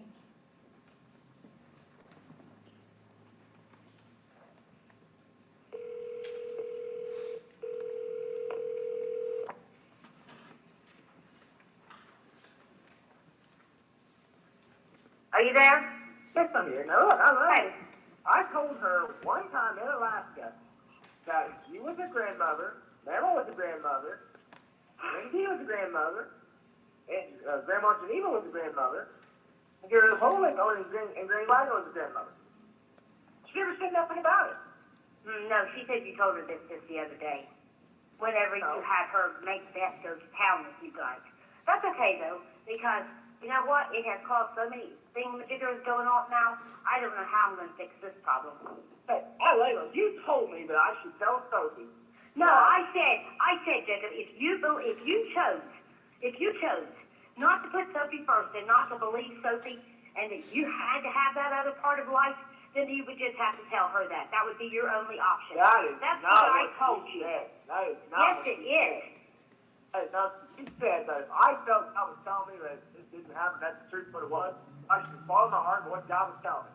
Now you're telling me that she told me not to trust, that I either don't trust Sophie or kick my wife to the curb? That's what you're saying you said? No, Jake. Look, you know what? I don't care what you do with your life. I don't. But from here on out, when it messes with mine or it messes with I'm not mine, taking a bulldozer or please, or whatever. do not cause problems. I'm not trying to. Oh, and another thing, the other thing is, the next time that your wife thinks she's going to cause problems whenever I'm trying to get Sophie and Bullvine to calm down for a little bit, and you call me and then I'm like, are you putting the kids to bed? Let me tell you something. When I'm ready to tell you that Sophie's ready to talk to you on the phone and I'm really putting them to bed, I'll call you. Because I've never not done anything like that so you could tell Sophie, unless she just fell asleep and I didn't know it. What are So you I don't talking need, about? I don't need some, how'd you know I put them to bed last night, Jake? Beth told me. Because I told her That's to. right. Because I told her to. Well, let me tell you something. I said, make sure, I told her, make sure you call us when we go to bed. She said, okay, hung up, okay? And I called Beth. Said, make sure that Sophie calls me before she goes to bed. Well, guess what? Beth was hiding in her little bedroom closet in their corner wherever she hides all day long and sits all day long. So let me tell you something. I don't like snoopers. I don't like people who do stuff behind my That's back. not called snooping, Mom. That's called, I asked her to make sure when Sophie started to go to bed, when she's going to go to bed, so that she would call me so I could tell her good night. Don't you think she should have come to me and said, hey, are you putting them to bed? Okay. She No, said, I reckon she shouldn't. So, you know what? What she said was that you put the kids in the room and you just forget when she put to bed, so I think she put them to bed. She done exactly what I told her to do. Whatever. But I'm going to tell you what's wrong, Jacob. Because I am sick and tired of you making an excuse for every single thing that person does when you act like you're so blind you cannot see the light right in front of you. She's doing exactly what I told her to do. Of course she is, Jake. And it's a misunderstanding on my part, right? Right? Okay, Mom, you know what? Tell me that, Jake. Say it to me. What? I dare you to tell me it's a misunderstanding on my part. On what? Well, I don't know. That seems to be every time I can prove to you that she's lying, you always scream it. She screams, it's a misunderstanding. Or, I didn't know. Or, I'm from Texas. Mom, I lied, but no, you have not proved she is lying. And everything you said she was lying about, I proved to you that it wasn't the thing. Not by saying, oh, this is a lot of things, something I haven't worked into her mouth. No, I asked her exactly what you said about that deer antler, and she told me exactly what you said and what you did. And you said, you know what? You said No, Jacob, no. Away. That's exactly what I she did said. not say put it away. No. I said Mom, put it stood up. right there. You stood right there, and you said it. Jacob, I didn't say put away. I said put it up over there for her, upside down. Away or something like that. Something like that. There's a big difference, Jake. Whenever I tell her to put it over to the side, or where Sophie can see it like bullseye upside down, and she puts it up in the top of the closet where Sophie can't even get it. There's a big difference in that. Yeah, but that is a misunderstanding. she thought you said you put it up so they couldn't get hurt on it. How many misunderstandings is there gonna be, Jacob? There could be a few, Mom, because she and I don't even have the same language, language barrier. Like she clearly just got so mad at me for no reason at all, she wanted to get me a life sentence, right? That's a misunderstanding too. Oh my gosh, Mom. I love you to death, Mom. I told you, Jake, I would not trust her. I told you that. You are on, okay, Mom, you need your medicine. You'll be a little more mellower. And What medicine, Jake? What medicine do I need? Your hormone medicine. My hormone medicine, that's not due yet, Jacob. Well, which one is like $500, Mom? That's my fibromyalgia medicine, Jake, that I barely ever take. Well, I don't know what is wrong with you, Mom. I really don't. But there is something wrong with you. It's under the kitchen sink, Sophie. What is wrong with me, Jake, is I'm just telling you how it is. I'm telling you what's going on, and you're not. You're like, Sophie, you've got my bones. Sophie, too, I have been there through thick and thin, through hell and back for. Looks at me and tells me she believes Beth over me. Mom, she's 4 years old. She has no idea She's what's 4 years old. She's repeating what you told her. I never told her that. Yes, you did, Jacob. No, I didn't. Well, you know what? Unlike you, I believe Sophie, and I'll never put anyone else in front of her. Mom, you are So you know what? Because you know what? I know you did, Jake. I know you did. You don't, because I didn't say that. Well, then let me ask you this, Jacob. You remember that one day you said not to bring nothing up? This is the last thing I'm ever going to tell you. Remember that one time when you told me it was horrible? I thought about it day and day, how it was so horrible to have somebody constantly rag you and say bad things about you and insult you, and you said Hannah done that to you. And I thought about that all the time. How could she, you went through that, and I didn't know it, and I felt so bad because you're my son. Well, you know what your wife does? She insults you constantly when you're not around. All she ever does is say bad stuff about you. So you tell me how your life is so different. Okay, let me ask you, Mom. She says, on La La Land and don't pay attention. That's not bad. That's the truth. Oh, and that you're naive and you're dumb and you're stupid. Okay, I haven't heard her ever tell me that I was dumb or not. That's right, Jacob. And you know what? You would, I'm sorry. And you don't know how to be a father to Sophie, or George doesn't know how to be a father to Bullvine. Should I go on or wait? I'm sorry, you don't believe a thing I say anymore. So you know what, Jake? I can't help anymore. And now you got Sophie, to where Sophie don't listen to anything I say. So I can't even help her when something really happens to her and you don't listen. So she has no one. Mom, I love you. I really do. You have a mental break. I'm serious. You have a mental breakdown because we've been here that I'm going to move out and... Excuse me? Mom, I love you. Hey, Jake, let me tell you something. You want to move out? That's fine. And yeah, you take Sophie. I can't stop you. But I'm going to tell you something. If you take her and move her in instead, I'll never get an ounce of rest. Because I know Sophie will be in danger. She's not in danger. Yes, she is. You can't say, I know she's in danger, Mom. You're paranoid. No, Jake, I know she is. No, you do not know she is. Yes, I do. No, you don't. Knowing something is stone cold proof, Mom. Okay, like saying, okay, I saw stop. Jacob, when you convince a 4-year-old that it was their fault that you sat on them and was jerking their hair with a hairbrush, and you convince a 4-year-old that, you are an evil person.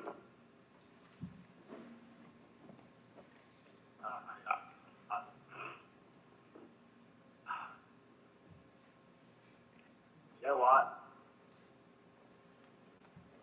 I'll talk to Sophie again when I get home. I clarified the thing, but no, I did not tell her that.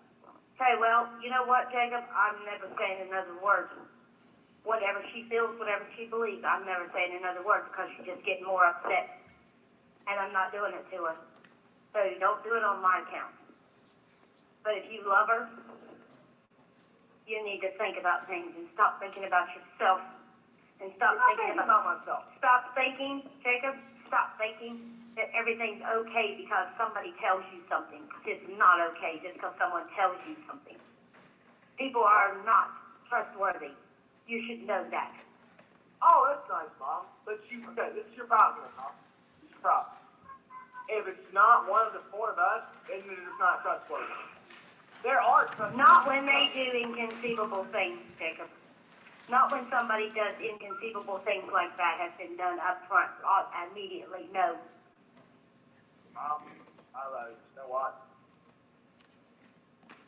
She thought, and I don't really know exactly what she thought. I'm assuming she thought that was a way of getting her to stop doing that. And you know what? It was wrong. She ain't gonna do it again. It's really plain and simple. Yeah, she ain't never gonna do it again. Yeah. Let me tell you something, Jacob. Can I tell you something about people? When you put Sophie with her and I'm not around, and there's no one around to see it, she's already gotten away with getting Sophie to believe that the first time was her fault. And the way Beth was raised and the mental issues she has with her family, it'll happen again, and it'll happen again. No. And you'll never know until it's too late, because Sophie won't tell you, because she'll be afraid that she'll be convinced it's her fault, and she'll be scared to death that Daddy will be upset with her, and she'll run something Daddy wanted to make Daddy happy. You know what? And you'll never know, Mom, Jake. stop it right now. If Sophie can hear you, that's what she's getting that crap from you. No, Sophie cannot hear me. And she's not getting it from me, and you're not blaming this one on me, Jacob. This one is all on you. I'm not blaming anybody, Mom, but you're overreacting. She is 4 years old. And but tell you what, she tells me she hates me, doesn't love me anymore, and she loves Uncle Joey. And then a couple hours later, it's like she loves me. So if she tells you she loves Beth more than you right now, it's not a big deal. It'll be the opposite whenever the next couple hours.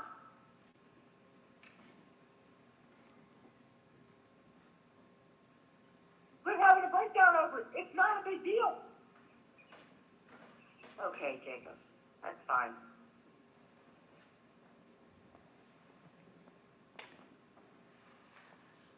That's fine. Look, whatever. I gotta go. You know what you need? You need to go back to church. That's what you need.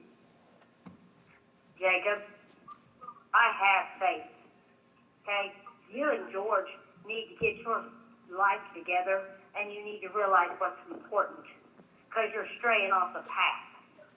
What? That's what you're doing. No, staying off the path of what you think? That it? This has got nothing to do with me, Jacob. Well, Mom, I love you. I'm doing what I think is right. Okay, Jacob, let me ask you something. Do you think it's right to put Woolvine in the middle of something, huh? Or to ruin his life? I don't think that's right. Let me tell you something, Jake. I don't trust her around Woolvine. Why do you think I don't want him in that bedroom back there? I will never leave him alone with her, ever. Oh, Mom, I love you. Okay, I love you. Okay? I don't know what to tell you on that one. I don't know what to tell you on that one. Let me tell you something, Jacob. You don't think it's odd that she said, when she was telling me about what they did to her, that up until a while back, when she said, what was it, that I forget how long she said it was, she didn't even realize it was wrong what her and her brothers was doing? Jacob, What?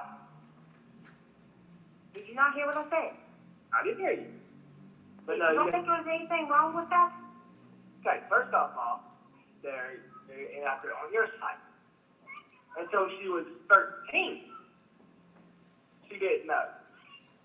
And then, until she was 21, she thought her family loved her, and she realized they didn't. Okay, let me tell you something, Jacob. And take it down to the sheriff's office, since it doesn't matter who knows where we are. Take it to the sheriff's office and let her turn those people in. Let her file charges. I told her to do it. I asked her how come she didn't do it if it was so wrong and she couldn't stand them and stuff. And you know what she told me? She didn't have money for an attorney. Well, you know what? People who are sexually abused by family members and stuff don't need money, Jake. All they gotta do is walk down and turn them in. That is true. And I've talked to him about it several times.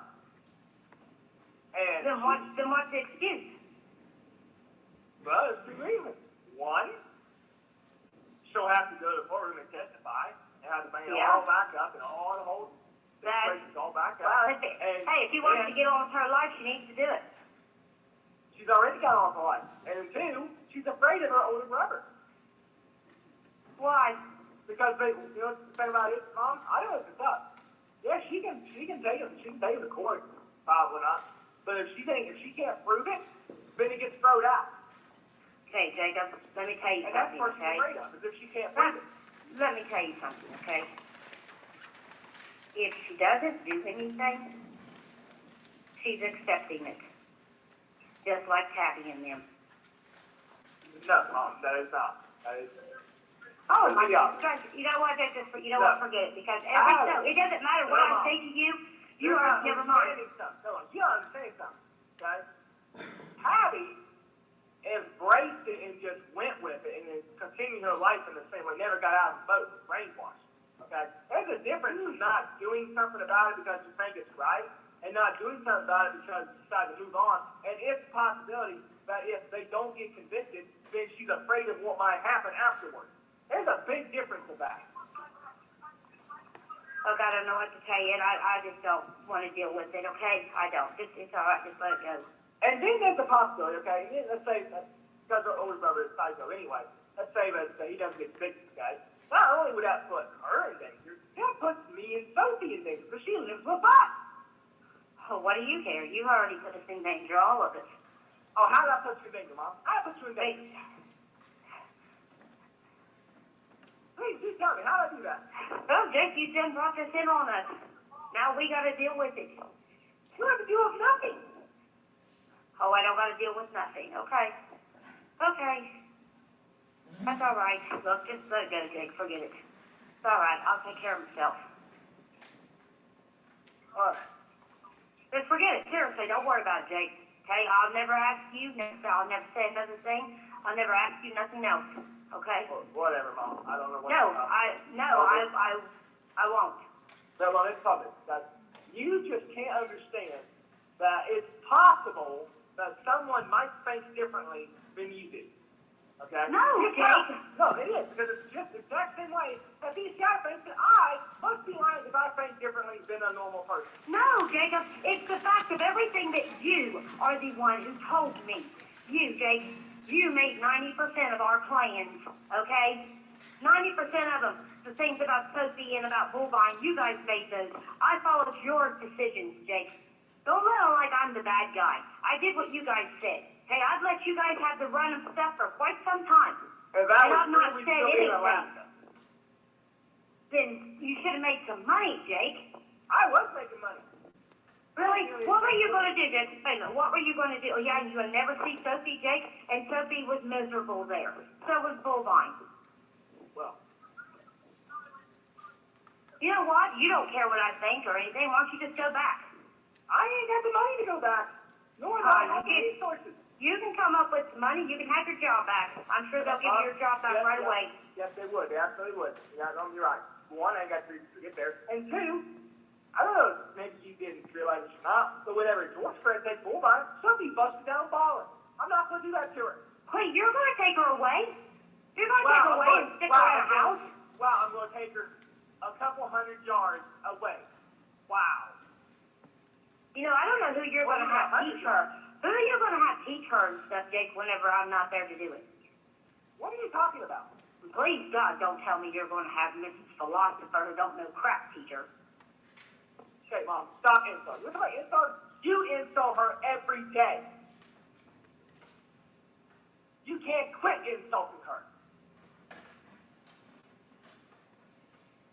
Just forget it, Hey, Jake. no, it's still Granny gets that calendar and goes whether she doesn't know if she is or not. So I can come and know if I'm going to buy it or she's going to buy it. Then you're going to teach her. Then on the weekends, I'll help her. What? Let's go.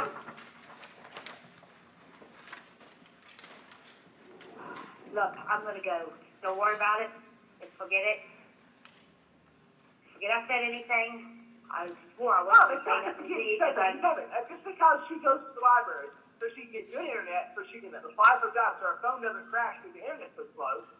And the website thing, he doesn't format it for her phone, so she can use the computer instead. And I'm telling her to go to this place, this place, this place, this place to go for jobs. You think it's the end of the world? I don't think it's the end of the world, Jacob. Nobody I never knows said what that. none of the people in Ohio, except for those people on topic, don't even know what she looks like. Hey, I know, all I said, okay, Jacob, all I said was, look, I gotta go. I just forget it, okay? Just, I don't care. I don't care anymore, but I don't want to hear no more about, I don't want to hear no more of everybody else has to hide or not do something. I think you need to hide from Patty until June 7th. Yes, I do. Well, whatever. Whatever. Look, I gotta go, okay? I gotta go. Just forget it, Jake. I'll just go take some meds. What? Nothing, Jake. I gotta go. Hold on, I'm coming. I said I gotta go. That's not what you said. Look, I gotta go, Jake, okay? It's fine. I just gotta go. Whatever, bye.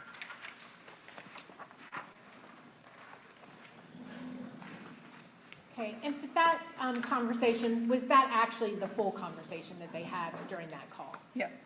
And was that a continuation of the call that we had just heard previously that I believe got cut off? Yes. Okay.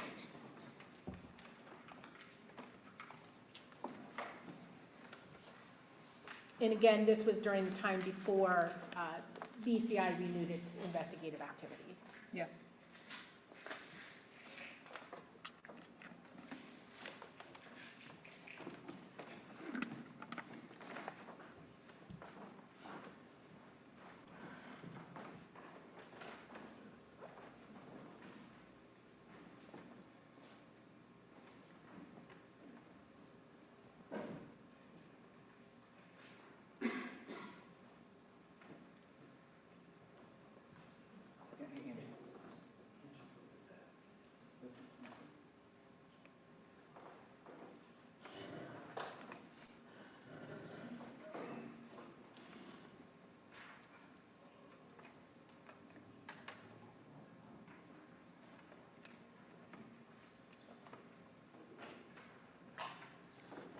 Okay, showing you now what's been marked as quadruple I-6.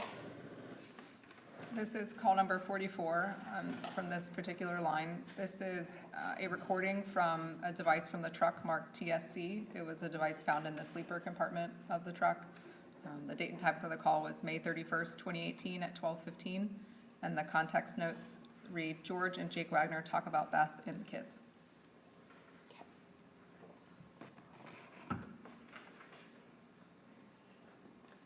And just again as reference, did you find that some of the devices in the truck were better at recording than others, or capturing conversations, I should say? Yeah, it was also dependent on who was talking. Sometimes the front passenger, if they were both awake and talking, captured the best conversation. We had oftentimes more than one monitor on the truck, so you could sometimes attempt to get better audio on one, and have two different sessions of the same audio, just trying to get the better conversation. Okay, better quality recording? Yes. Okay. But there certainly is road noise that was found in the recordings. They're driving down the road most times, so there will be some road noise, or the doors opening, closing, things like that.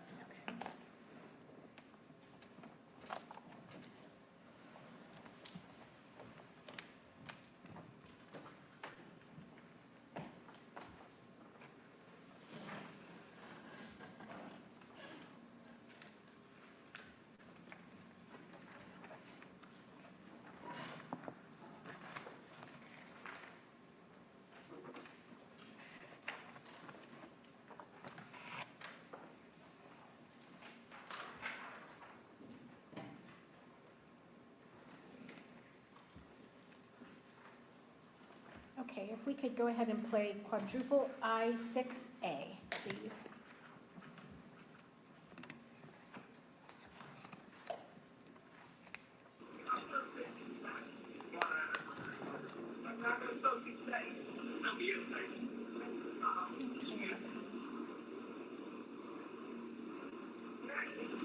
One off that she touches her inappropriately, and you believe mess over her as your fact. As a fact, what kind of lockdown type of shit would do that to her own child and believe somebody else? Wait a minute, you believe that? Don't be saying that she lied. Just to so far she thought you were going to leave, because you were already gone after you had that talk with her, and she thought you were leaving, so she gets herself back, she might have lied again. You ever think about that? Well, tell you they're on now. Now, what's happening? I didn't tell God that I was lying. I told God that I wanted to come to know you. God don't do everything he asks, okay?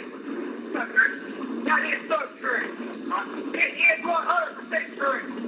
Yeah.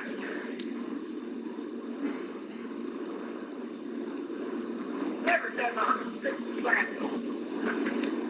It is true. Okay. Happy 21. These entries that will serve in Jesus that have faith. So God, he shall not only do what you've done to victory, also he shall say to the mountain, be thou removed, thou be cast into the sea, it shall be done. And all things whatsoever he shall ask in prayer and believe, it shall receive. Okay? Don't work that way anymore. It does. No, it does. It's not. Have faith in godly faith that it will happen. Little women, what is Grandpa dead? Grandpa who? Huh? What was my grandparents died when I asked specifically to let them make it so I got back to see it one more time? Tell me why, Dick, if you'll do it every freaking time, he'll do everything you ask for. Okay, so tell me why. I will tell you why. It's your fault. It ain't my fault. Yes, yes, it is. It's your fault. It's your God's taking her fault. Are you walking in sin? Are you trying to do exactly what God wants? Or are you good at that? It fucking don't work anymore. It does. It does not. If someone, your daughter probably just be molested, you believe a freaking whore over her. What? You will not insult my wife. I will insult your wife. No, you won't. Until she proves trustworthy. Until she proves distrustworthy. She's done proved distrustworthy. She's also got her capitalized. No, you have not. We have done. Have not. Have not. You're just too fucking blind to death by your freaking demon she's working on you. No, Georgia has not. You two. You and Mom ought to be. You swore up and down. You never let a woman come between you and son. And she had not.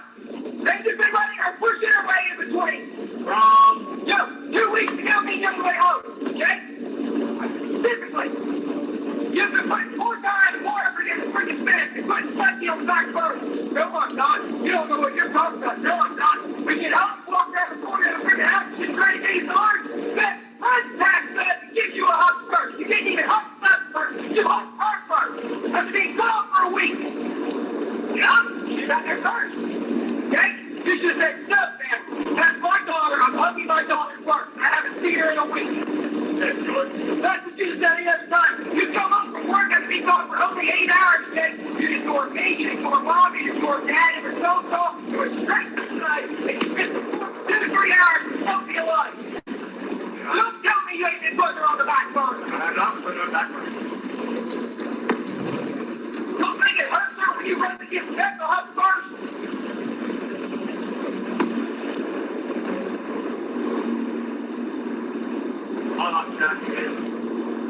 And that's deliberately. Look to you, look to so many praying for you. Deliberately to cut us off. And I have more than just be involved witness in that one.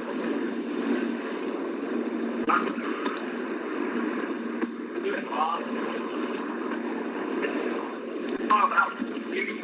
Mom going to destroy your relationship. They're simply mine and yours. I don't trust mine. I know better. I'll read my Bible. All right. Okay. You read your book. And now the Lord is mine.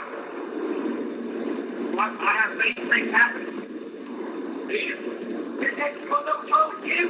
Devil uses the way you misunderstand, but your misunderstanding, misinterpretation, to twist that book around in your head. Wrong. Devil can't do that, George. He can't get you. He has a lot more power on this earth than what you give him credit for.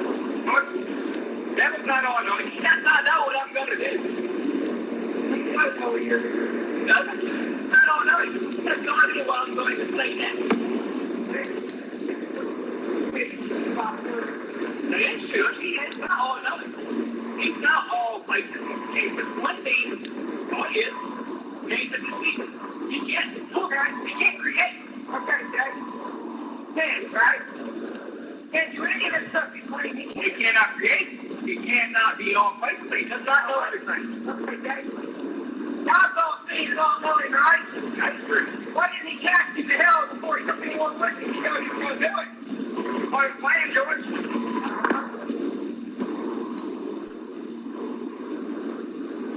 This is why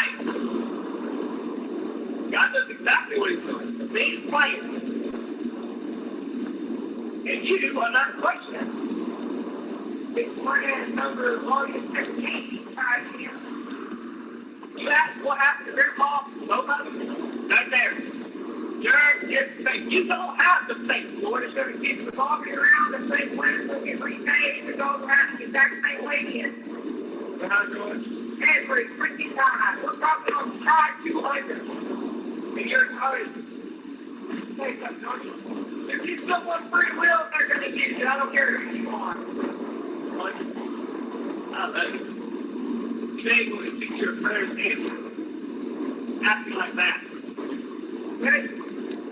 That's my prayers answered my entire life. When I tried to walk straight down, you tried for the wrong reason. I was playing Dave Bickle. Okay? I'm talking about long before that long anymore. I didn't straight down. I didn't say any bad words. I didn't do anything wrong. I said all my prayers and I was supposed to say. Now, what prayer did I get in? Not one. What was your prayer, George? Were you selfish prayers? Was it all about you? Was it all about you? Yes, it was.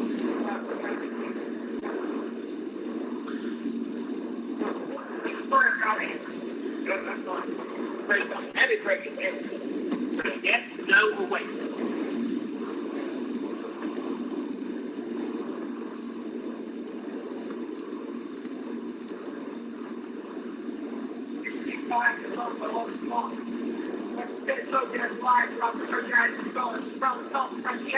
Told you what happened. If she didn't lie and say it didn't happen, you wouldn't come back. She told you you leave.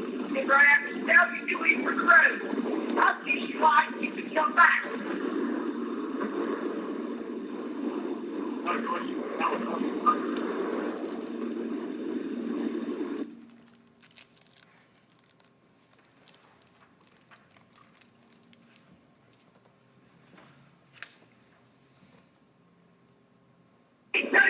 I love you.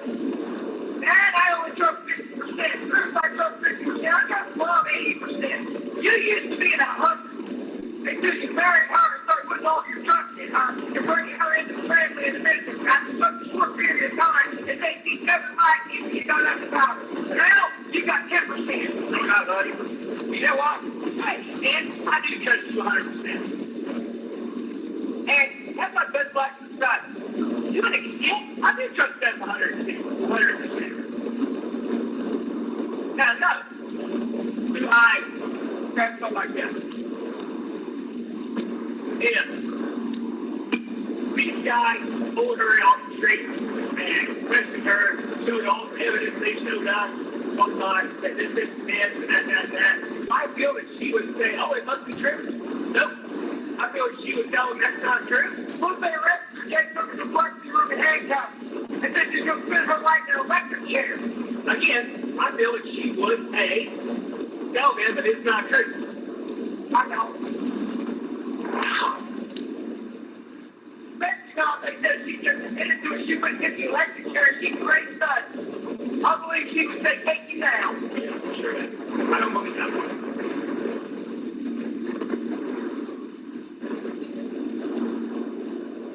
Now, okay, so say if we all went to the electric chair, or this guy arrested guy, would I want her to ask something while I was in jail? No.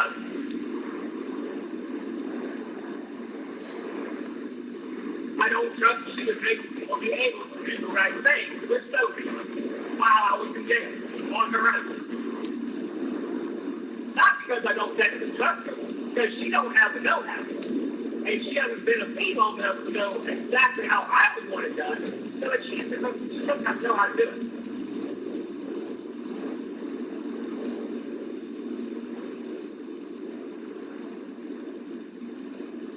So to an extent, I trust her. But to an extent, she hasn't got there yet. That's what I can describe that to. I guess you could call that 50-50. It's sort of plain, blunt English.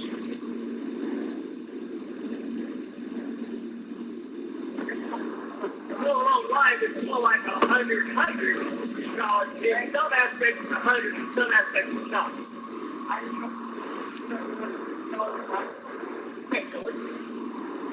I always worry about something. Okay?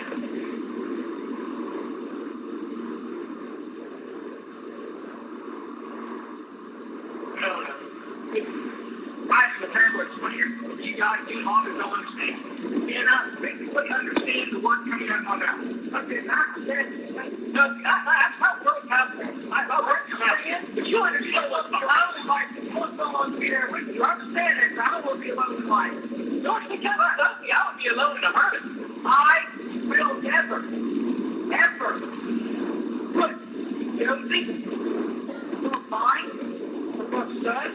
I come home after a week, mine and son get the house before Josie here. Then mine and son will be going to do something. We're going to do something with them before I do something with Josie. Oh, no, you think I call first? If mine and son tell me something that Josie did and she said it's a lie, I don't care.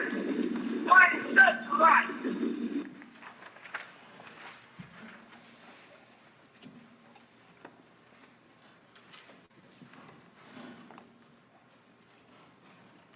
And is that the complete audio that you prepared for that portion of that conversation? Yes.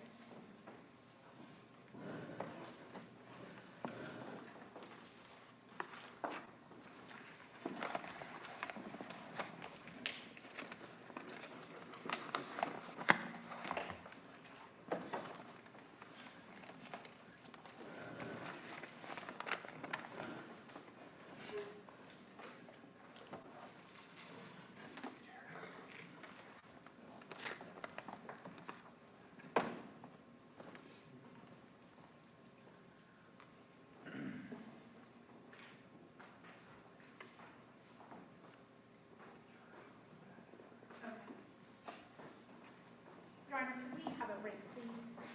Say it again. What was it? Break? Yeah, you can do that. Does council want to approach just a minute? Let me try to get some idea of our schedule.